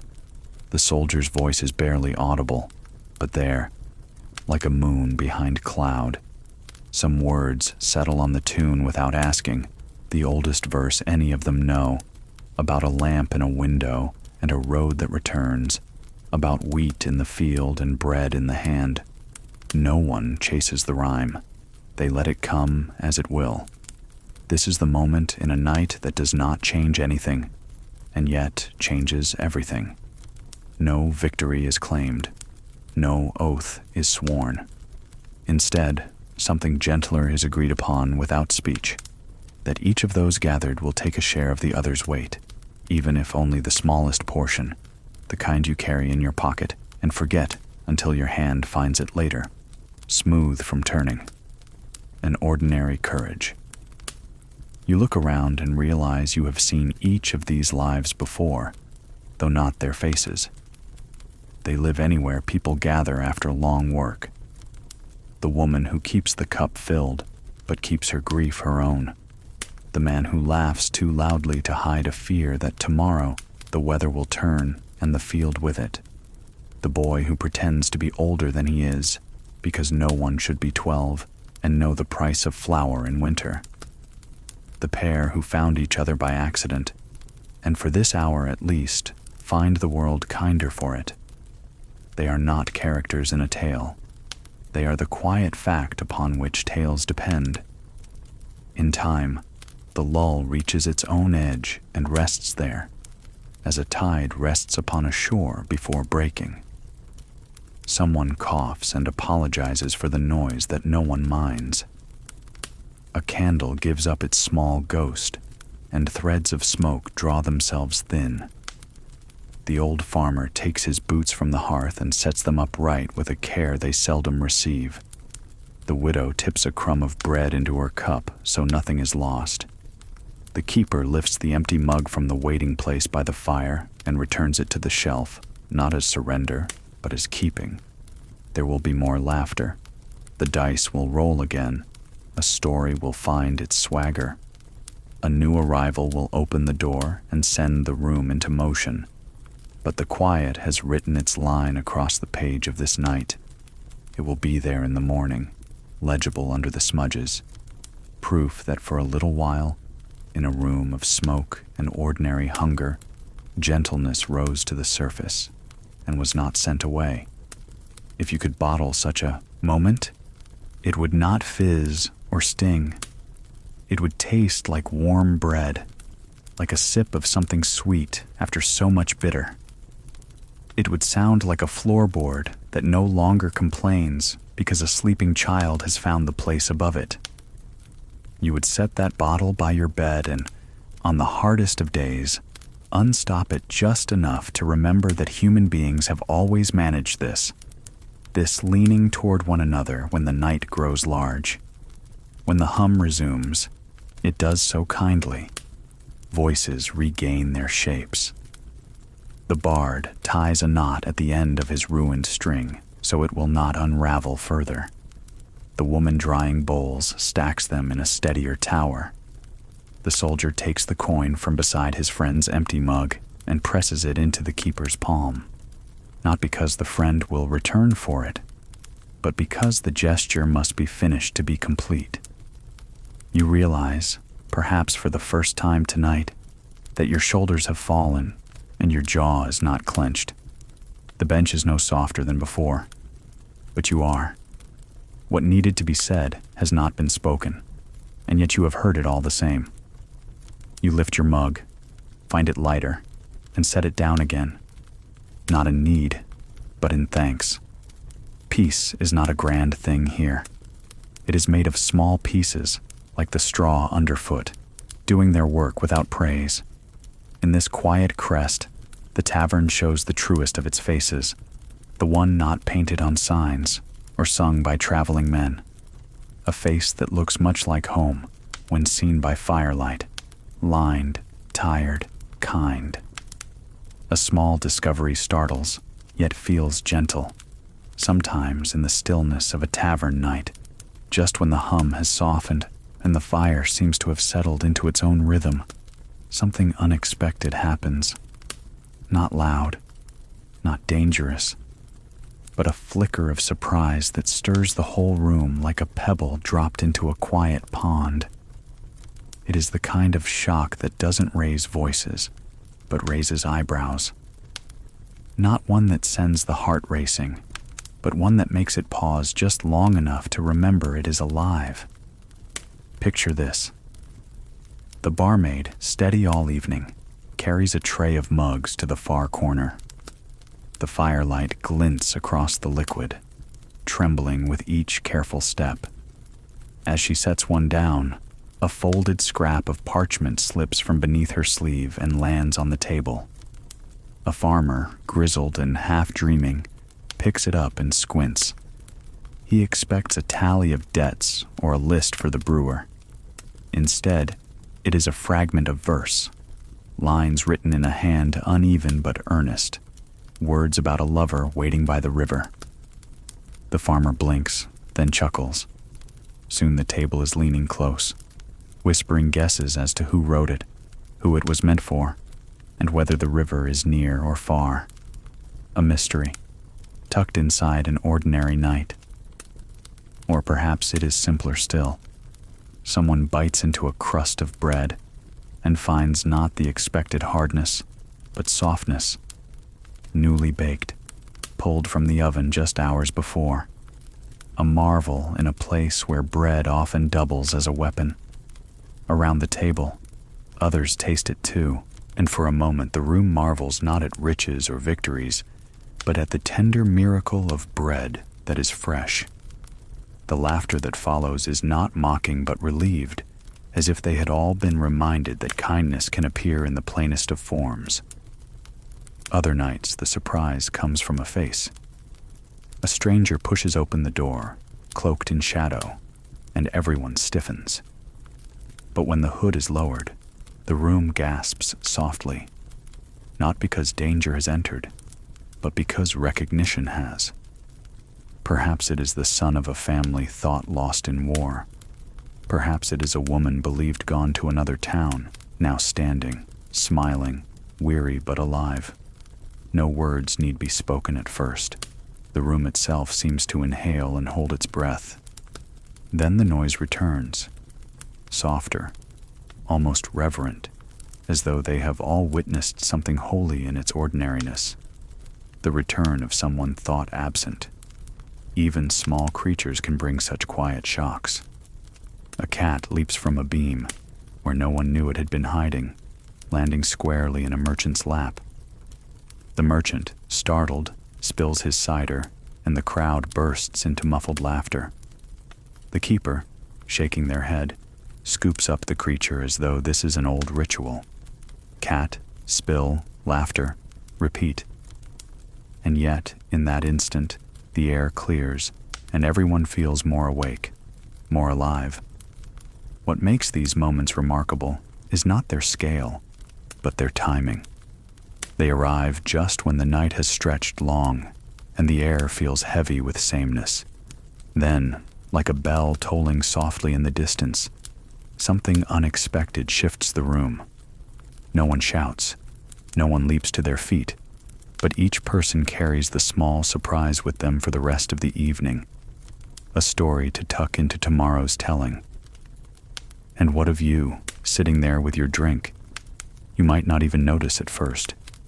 Your eyes may be on the fire, your thoughts far away, when the room changes around you. A gasp here, a chuckle there, the sound of a tune struck by accident. You look up and realize the tavern, for a heartbeat, is entirely awake together. A room full of strangers joined not by ale or quarrel, but by a moment they did not expect. Later, when the night deepens and the noise returns to its steady rhythm, that surprise remains like a stone in your pocket. You find yourself turning it over silently, remembering how the parchment fluttered down, how the bread crumbled soft, how the stranger lifted their hood. It is not the surprise itself that matters, but the reminder that even in the most ordinary of nights, the world can tilt just a little and reveal a glimpse of wonder.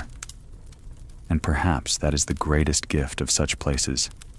They do not promise riches or miracles, but they do promise possibility. A tavern is a house of routine, ale poured, bread sliced, dice rolled.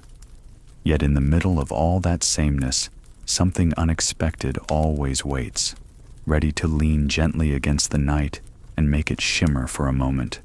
So the fire burns, the rain taps, the mugs clink again, and the room carries on.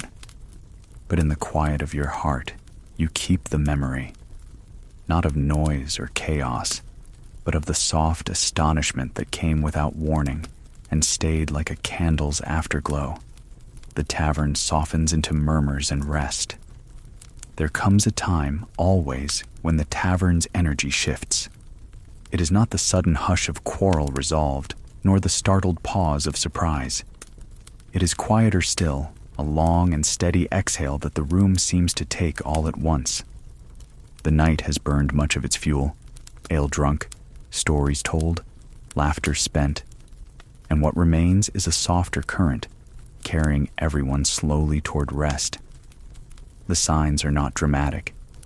A mug is lifted and set back down, this time with no clink, as though the hand that raised it has grown too weary for ceremony.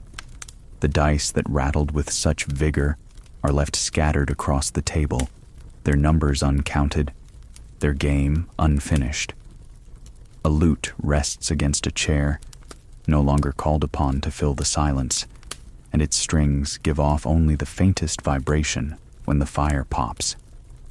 Even the air seems to thicken, rich with smoke and warmth, as though urging everyone to slow their movements. Look closely at the faces.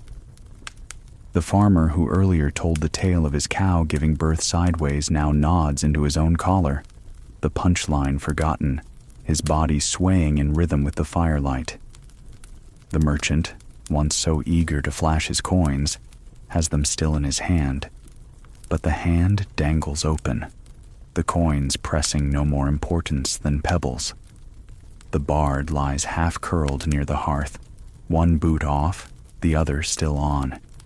his head pillowed against his instrument case as though it were a cradle. Even the dogs seem subdued, shifting only to curl more tightly around themselves. Conversations, once overlapping in a clamor, thin to single threads. A woman speaks softly to her companion about tomorrow's market, her voice like the brush of cloth across wood. Two men mutter over the embers about a field's yield, their words too muffled to follow, but their tone low and steady, like water over stones. Somewhere near the stairwell, someone hums the same half-lullaby that surfaced earlier, only now slower, stretched across each breath like a blanket. The keeper notices, as they always do. Their shoulders, once squared to command the room, drop with a kind of relief. The ladle in their hand, once used to tap against mugs for order, now stirs the pot in slow, unhurried circles. They stack mugs not in haste, but in rhythm, each placed upon the other with the care of stones built into a wall. Their voice, which can rattle rafters, is reduced to a murmur, guiding a drowsy apprentice toward the last chores of the night. The keeper knows the tavern's moods, as one might know the shifting of seasons. Spring's noise, summer's boldness, autumn's quarrels, and finally, winter's quiet. Tonight has reached its winter.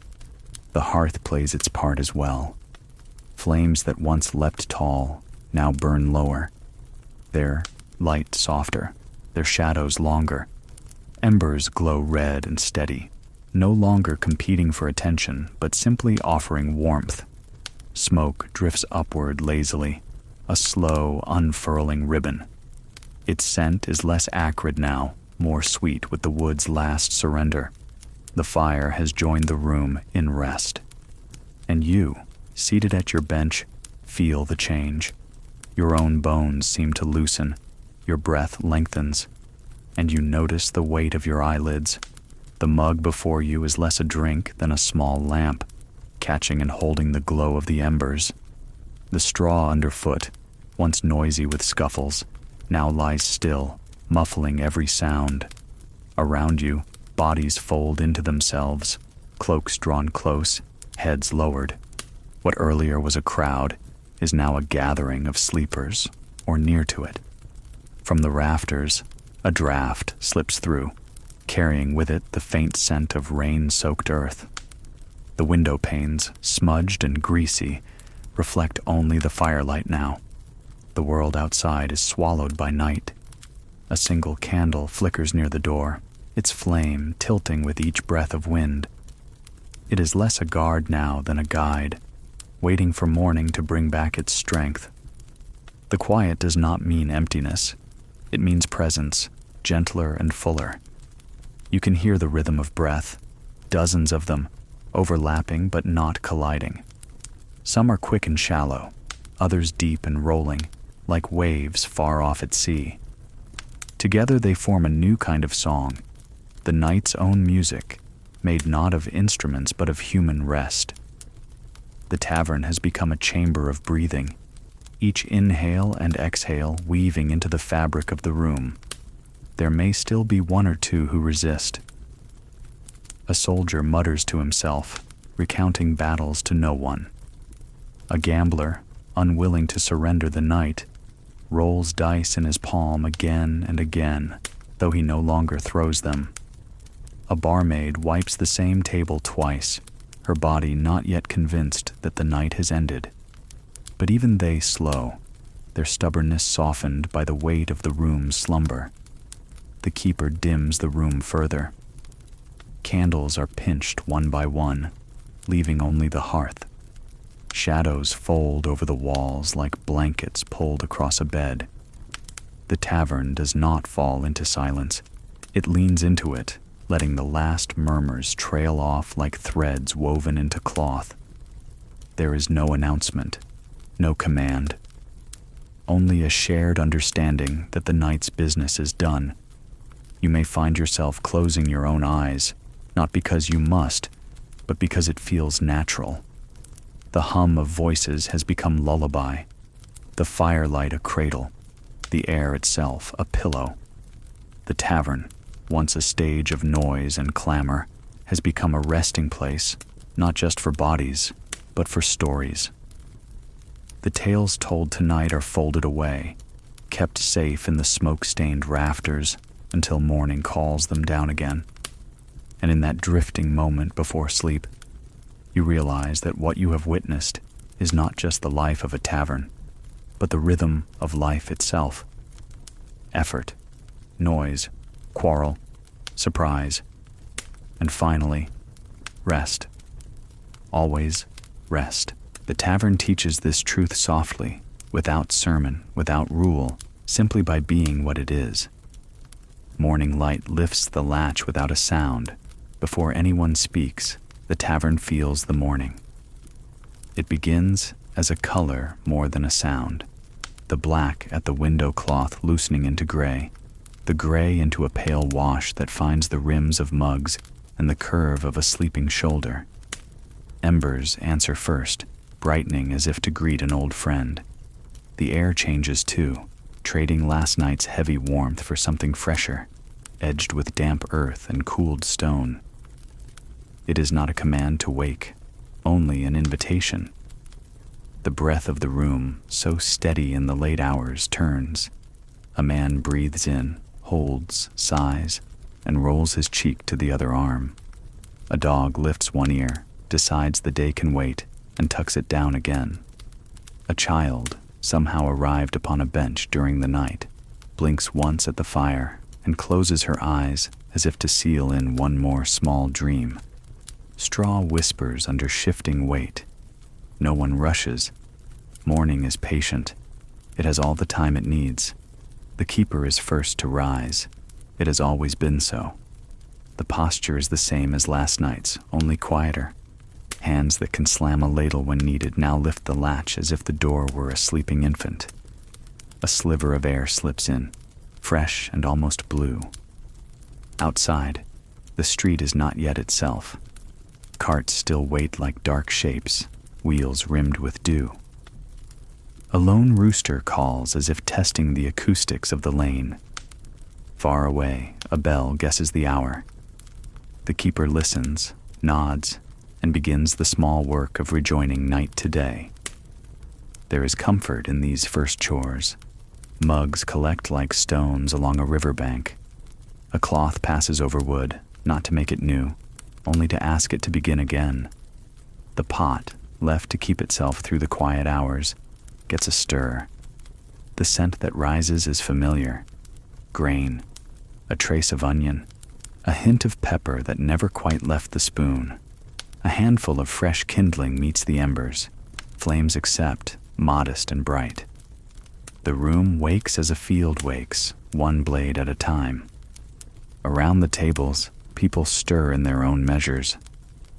A soldier sits up and rubs a thumb across the nick in his cup, as if to make sure that yesterday still happened. A merchant opens his palm to count coins he counted already, relieved to find the sum unchanged. Two farmhands, who laughed too loudly at midnight, now speak with the gentleness of brothers, one passing the other his boot, laces already threaded. The bard, discovering his own snore, smiles and presses the heel of his hand to the soundboard of his lute. A quiet apology. Goodbyes in the morning are different from those at night. They are shorter, truer, softened by the knowledge that work waits. A nod replaces a speech. A hand squeezes a wrist where, last night, a fist might have met a table. The woman who hummed the old lullaby carries a wooden bowl to the boy she saw darting under benches. She keeps her eyes on the rim as she passes it across, as if to say the gesture matters more than the talk. Gratitude here is the language of small movements. Near the door, the keeper lays out bread. It is not soft like last night's marvel, but it is honest, dark, heavy, a slice that will hold its shape when dipped. Beside it, a crock of salt, a wedge of cheese, a knife made humble by many hands.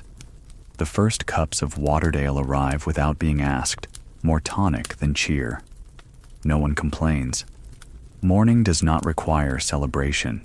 It asks only to be met with steadiness. As light grows, the room's carvings wake too. Knives once scratched names into tabletops. Now, under the pale wash, the letters appear like shorelines at low tide. Hearts pierce themselves anew.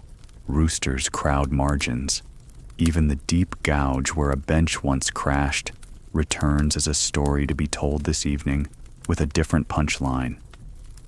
The tavern's memory stands up with everyone else and stretches. There is a quiet accounting that follows no ledger. A coin is found under straw and set beside a sleeping head. A scarf, left on a peg by a woman who needed both hands to carry her child up the stairs, waits where she will look first. A clay spoon that does not belong here is washed and placed apart so whoever owns it can be told without shame. The room returns to order, not by decree, but by care. Each small setting right, a stitch along a seam that would otherwise fray. Step outside for a moment with the keeper, and you will see the street putting on itself like a coat. A man rakes last night's mule prints into a smoother promise for the day. The fish stall yawns. The forge is a dark mouth about to glow. Farther off, someone laughs too loudly for this hour, and a shutter snaps in answer. The sky considers whether to keep the clouds or not. Somewhere a baker taps a loaf and hears the sound he was hoping for. Morning edits nothing, only adds the next line. Back inside, the door stays open a finger's width. The tavern's way of telling the day it is welcome, but not yet in charge. A traveler finishes his mug and ties his cloak with the same knot he has always used. He gives the bench a pat that he would deny if asked.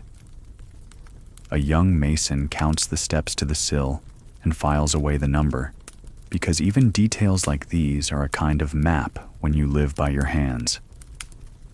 The widow, rested by something gentler than sleep, folds the rag she used and presses it flat on the bar with her palm, the way you smooth a child's hair.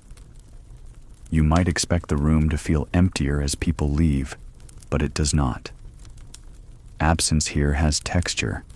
It is the space left between chairs that will be filled again tonight, the cool circle on a tabletop where a mug will later warm the wood, the line of straw swept toward the door that tells you feet went that way. The tavern never keeps anyone. It keeps their place. That is its quiet craft. Think, if you like, about what you are carrying with you from this room. Not the exact taste of last night's ale. That left with the laughter. Not the whole of any story. They are too well worn to travel far. What goes with you is lighter and lasts longer. The measured way the keeper set one mug by the hearth for a friend who might arrive. The way a quarrel died because the room refused to feed it. The way a song stayed under your skin even after the notes themselves were gone.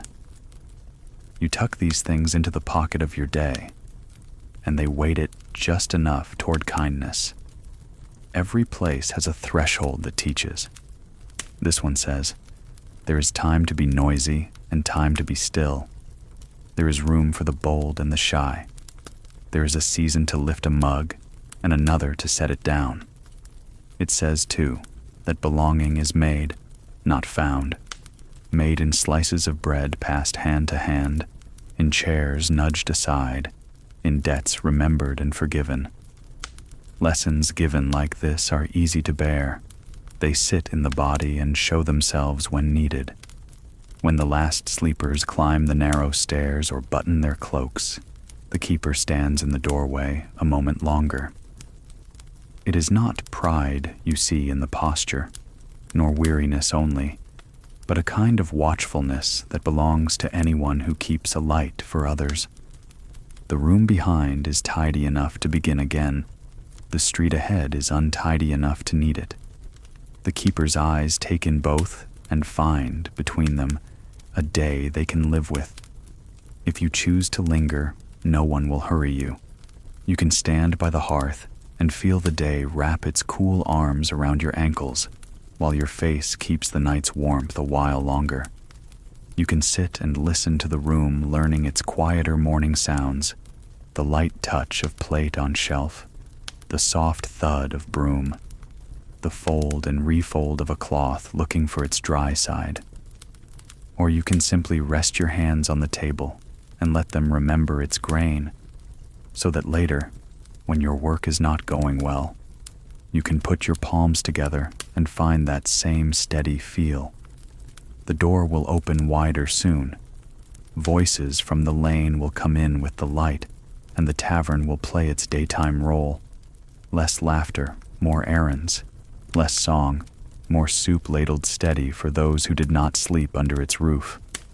Even so, the night you shared remains, as writing remains on paper you use again.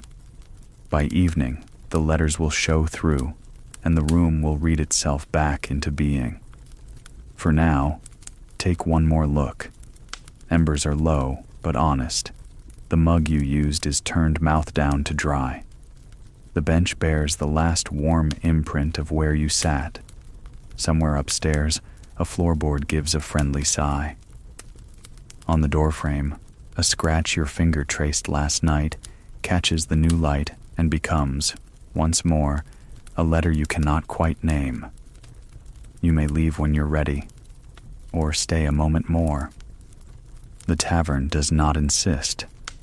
It knows that even those who go far return in some way, if only by memory, if only by the way they raise a cup at home and pause before they drink, as if waiting for other cups to rise. The keeper will notice if you glance back and will nod, a small blessing that makes no noise and needs none. And you, wherever you are, perhaps in your own quiet room now, perhaps with a real window and the same morning easing through, can let your shoulders fall. You have walked a long night in the company of others. The world is no less heavy for it, but it is more held. Close your eyes if it helps. Imagine the door just barely open, light along the sill, the room breathing with you. Let the day do what it does. Let your rest do what it must. A simple loaf tells the story of centuries. In the medieval world, bread was never taken for granted. It was the center of every table, humble yet essential, and the measure of whether a family would end the day hungry or fed. A loaf was not soft, white, and airy, as we know today. More often, it was dark, coarse, and heavy, made from rye or barley, sometimes mixed with oats or beans when wheat was scarce. It filled the stomach, but it tested the teeth, and a slice could last hours in the hand of a farmer working under the sun. Imagine the daily labor behind it. Grain had to be grown on land often borrowed or taxed, harvested with a sickle by hand, threshed, ground at a mill that charged fees, then mixed with water and salt in a household where ovens were rare. Many families carried their dough to the communal oven, paying again to use its heat. Bread was sustenance, but it was also burden. Each crumb tied to hours of toil, each crust a reminder of how fragile food supply could be. A poor harvest meant hunger. A rainy season meant scarcity. To run out of bread was to face despair. Now picture your kitchen today. Shelves lined with bread in every variety. Soft white, whole wheat, sourdough, brioche, gluten-free, even loaves studded with olives or nuts. The act of buying bread requires no more than a trip to the store, or even the press of a button on a phone. Ovens hum quietly in bakeries at dawn, mixing, rising, baking without pause. What once consumed whole days of effort now happens unseen, machines kneading and shaping while most of us still sleep. We arrive at morning with bread waiting, sliced, bagged, ready for toast. And it is not just bread. Butter sits beside it, golden and plentiful. Where once it was precious, churned by hand, saved for feast days. Jam spread sweetly from glass jars, flavors unthinkable to a medieval peasant. Strawberries in winter, oranges from across the sea, blueberries sealed in sugar. A meal that once might have been coarse bread dipped in pottage now becomes toast, butter, and jam, accompanied by coffee carried across oceans and poured into mugs at leisure. Pause for a moment with this thought. What was once survival has become choice. In the Middle Ages, bread was the anchor of life. Now it is a symbol of comfort. People debate texture, crust, and crumb not because hunger is at their door, but because abundance allows for preference. Children toss aside crusts with a frown, never fearing what it means to waste. And though bakers still labor, their work is supported by steady harvests, refrigeration, transport, and a system so reliable we rarely think of it. Yet within this contrast lies a lesson.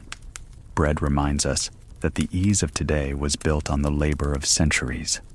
The fields of medieval peasants, the hands of millers, the fire of communal ovens, all are part of a chain that leads to the soft slice we butter without thought.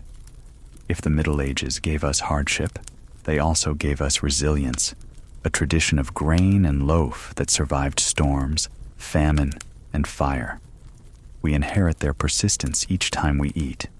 So, when you lift a piece of bread today, light, soft, and effortless, let part of you remember those who worked fields by hand, who feared poor harvests, who chewed heavy crusts by the hearth.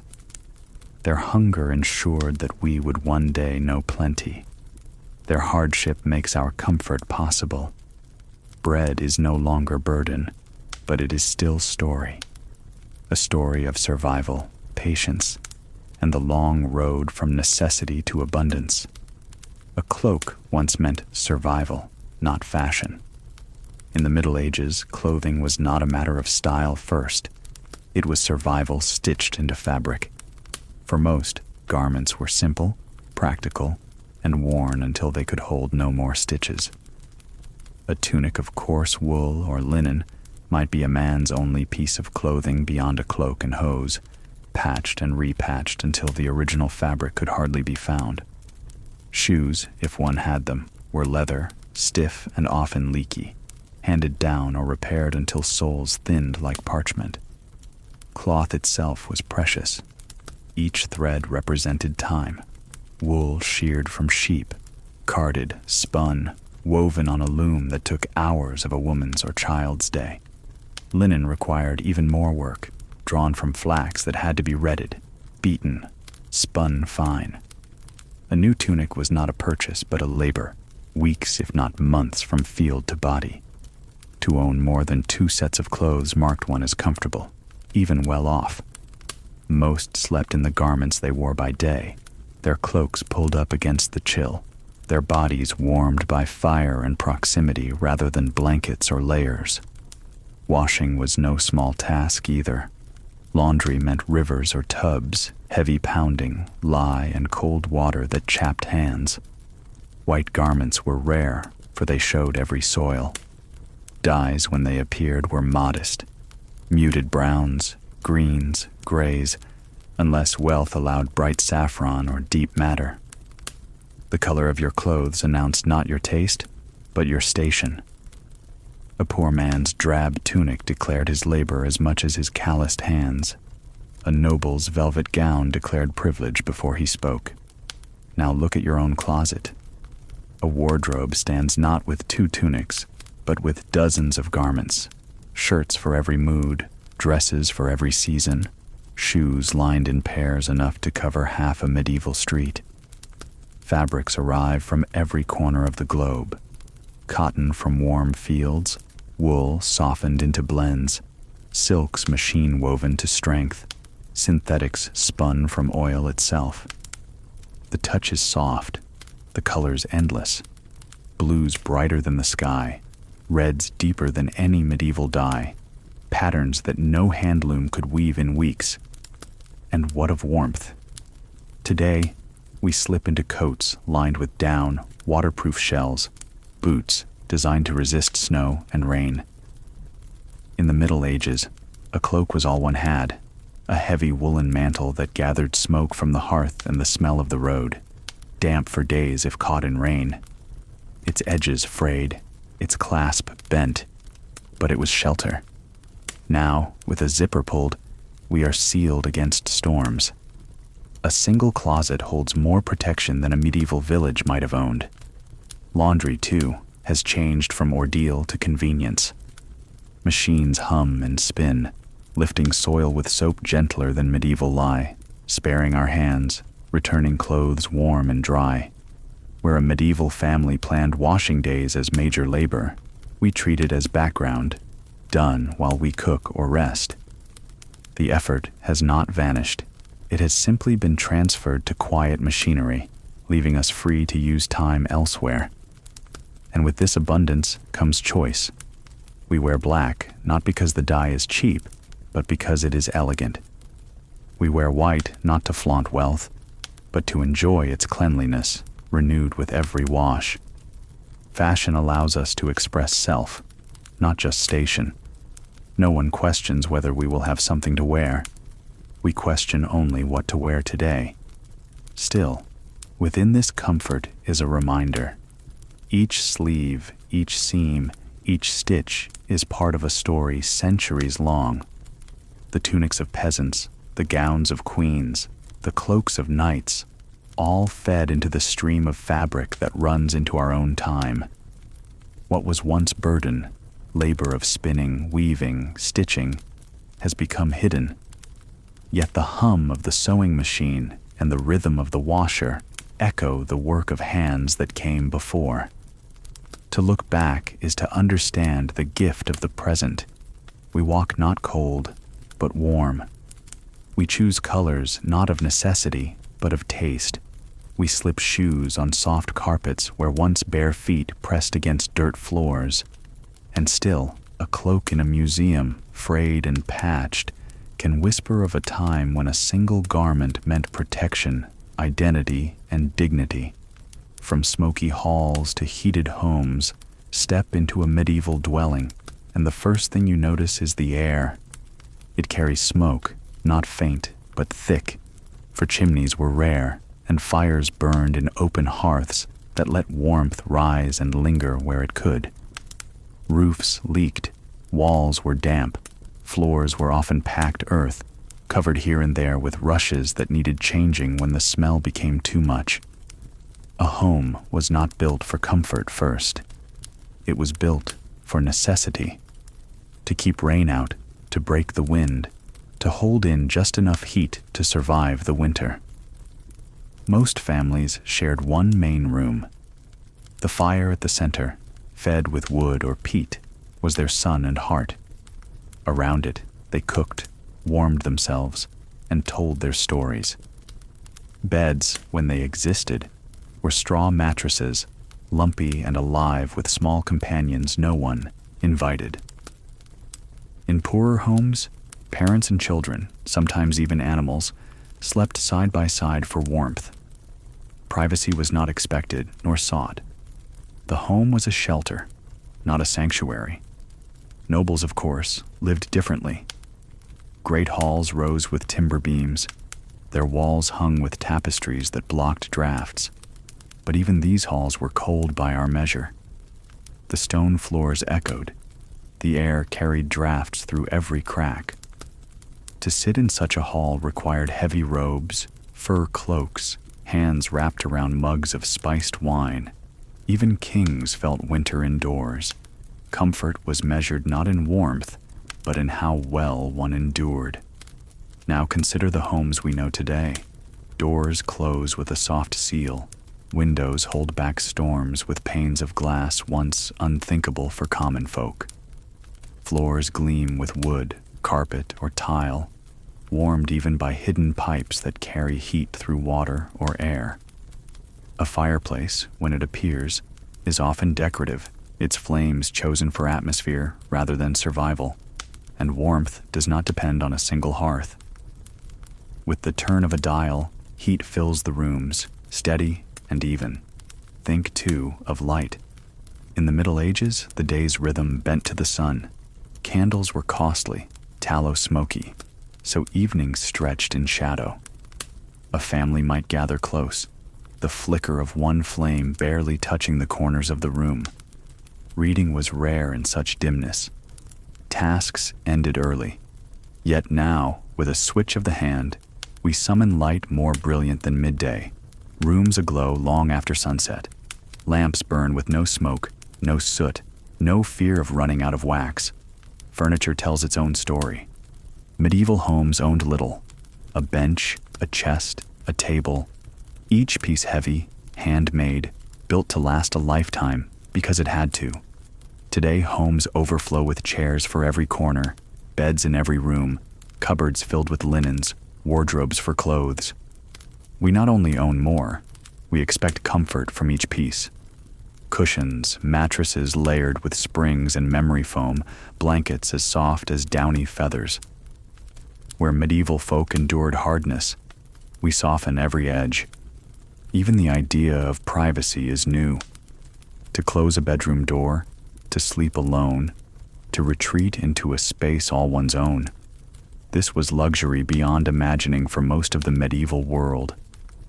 The hum of a machine washing clothes in another room, the sound of a refrigerator keeping food cool through the night, the quiet sigh of air conditioning on a summer's day.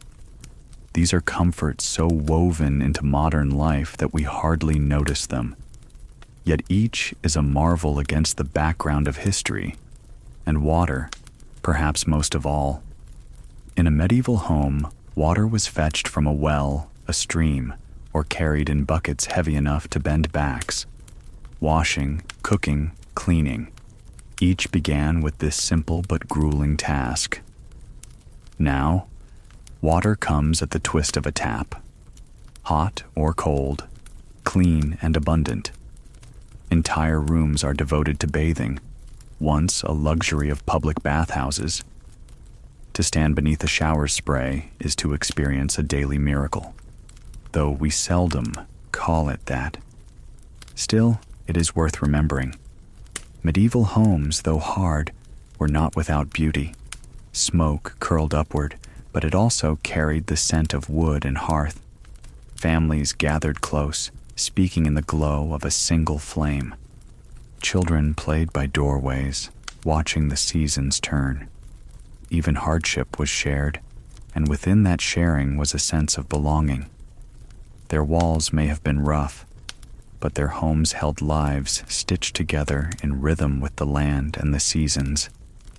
When you lie in your bed tonight, warmed by sheets and blankets, light drifting through curtains, perhaps a quiet hum of heat in the background, pause. The roof above you does more than shelter.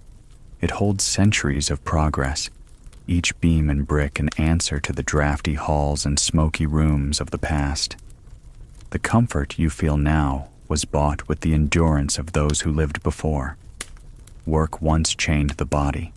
Today, it shapes the mind. In the medieval world, work was not a choice. It was survival. At sunrise, the fields called, and men and women bent their backs to the land. The soil was tilled with wooden plows pulled by oxen. Grain was sown by hand, cut by sickle, threshed with flails. The rhythm was relentless. Plant, weed, harvest, repeat. If rains failed or floods came, no effort could guarantee the crop. Work meant uncertainty, and yet no work meant certain hunger.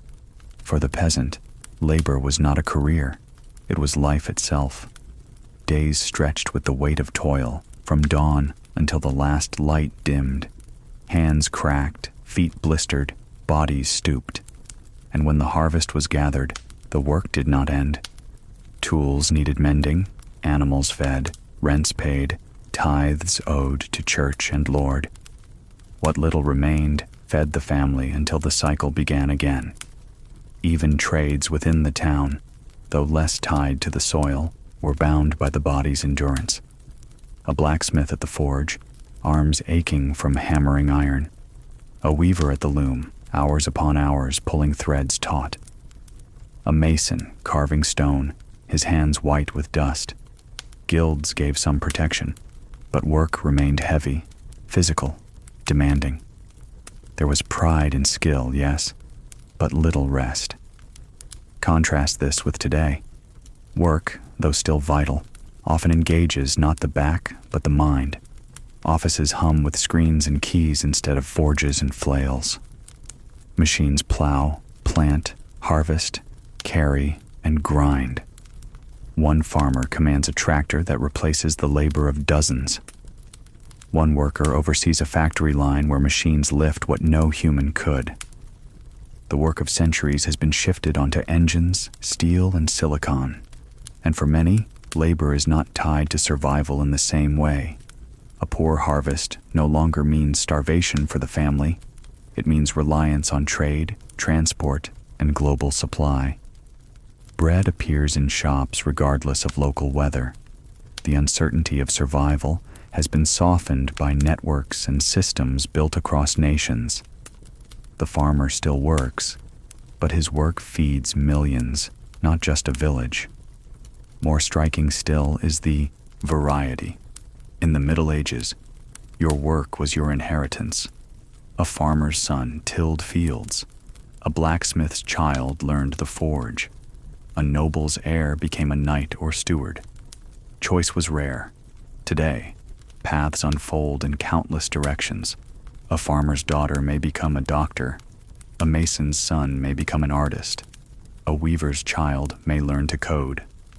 Education, rare in medieval villages, now opens doors that were once locked tight. Even leisure has changed. In medieval life, rest often meant simply a pause from necessity, a feast day where work was set aside but hunger still loomed. Now, weekends, holidays, retirements, all are built into the rhythm of labor. Work is still effort, still challenge, but it is framed by expectation of rest, protected by law and custom. To stop working no longer means to starve. It often means to recharge. And yet, there is a link between then and now. The blacksmith, the weaver, the mason, all poured themselves into craft, and so do we. Pride in labor remains, whether in shaping a stone wall or in shaping words on a screen. The body may no longer bend beneath every task, but the mind often carries burdens just as heavy. Deadlines, decisions, the constant flow of information. Labor has shifted, not disappeared. Still, imagine the relief those medieval workers would feel if they could step into our world. To see a machine harvest in hours what once took weeks. To walk into a lit office free from soot and smoke. To know that their children could choose work not from necessity, but from curiosity. It would seem to them a dream, a kind of gentle miracle. And yet, perhaps they would remind us of something too, the dignity of work itself. Whether bending to the plow or tapping at a keyboard, labor remains the way humans shape their world, provide for each other, and find meaning. We have lifted the heaviest weights, but the spirit of work endures, from whispered prayers to steady cures. In the medieval world, health was fragile and life was short. A simple fever could carry one away. A wound, even a small cut from farm tools, might swell and fester, for there were no antibiotics, no antiseptics, no knowledge of germs. People did not know about invisible bacteria. They only saw the sudden shift from strength to weakness, from breath to silence, and they turned to prayer, herbs, and hope. Childbirth was perilous. For women, to bring forth life often meant facing death. Infants, too, were vulnerable. Many never reached their first year. To live past childhood was itself a triumph. Average lifespans were short, not because no one grew old, some did, but because so many lives ended early, cut short by disease, accident, or famine. To see 50 was rare. To see 70 was remarkable. Medicine was more ritual than science. Doctors, when available, prescribed bleeding, leeches, charms, or mixtures of herbs whose effects were uncertain. The wealthy might afford physicians trained in ancient texts, yet even they groped in the dark. Astrology guided treatment. The phases of the moon, the alignment of planets, were thought to shape health as much as any diet or regimen. For the poor, a healer's touch, a poultice, or the whispered words of a priest were often the only remedies. Plagues swept through with merciless force. The Black Death of the 14th century needs no dramatization. It emptied towns, left fields untilled, and carried whole families within days. Smaller outbreaks of pox, fever, or dysentery haunted every season. Wells could sicken, wounds could fester, winter chills could turn fatal. Health was not expected. It was hoped for, prayed for, cherished when it came. Now pause to consider our present. We live in an age where fevers are met with medicine that cools and cures.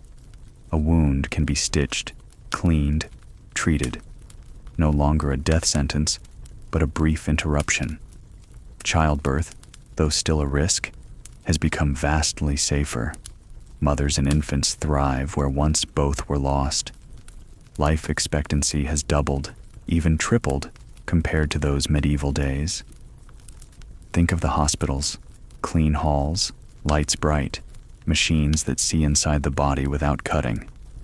Surgeons trained with precision, nurses steady with care, medicines labeled and tested. Vaccines shield children from diseases that once haunted entire villages. Antibiotics, pills, and treatments turn death into recovery. Even the common cold is endured, not feared. And beyond survival, there is comfort. Glasses bring clarity to dim eyes. Hearing aids restore sound to quiet ears. Replacements for hips, knees, even hearts extend life where once it would have ended. Doctors no longer rely on stars. They rely on knowledge gathered by centuries, tested, proven, shared across the world in moments. A cough in one country can be studied by scientists in another within days. The globe itself has become a shield. Still, health is not perfect.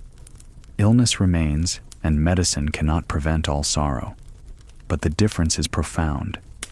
We live with expectation of health, not the constant shadow of death.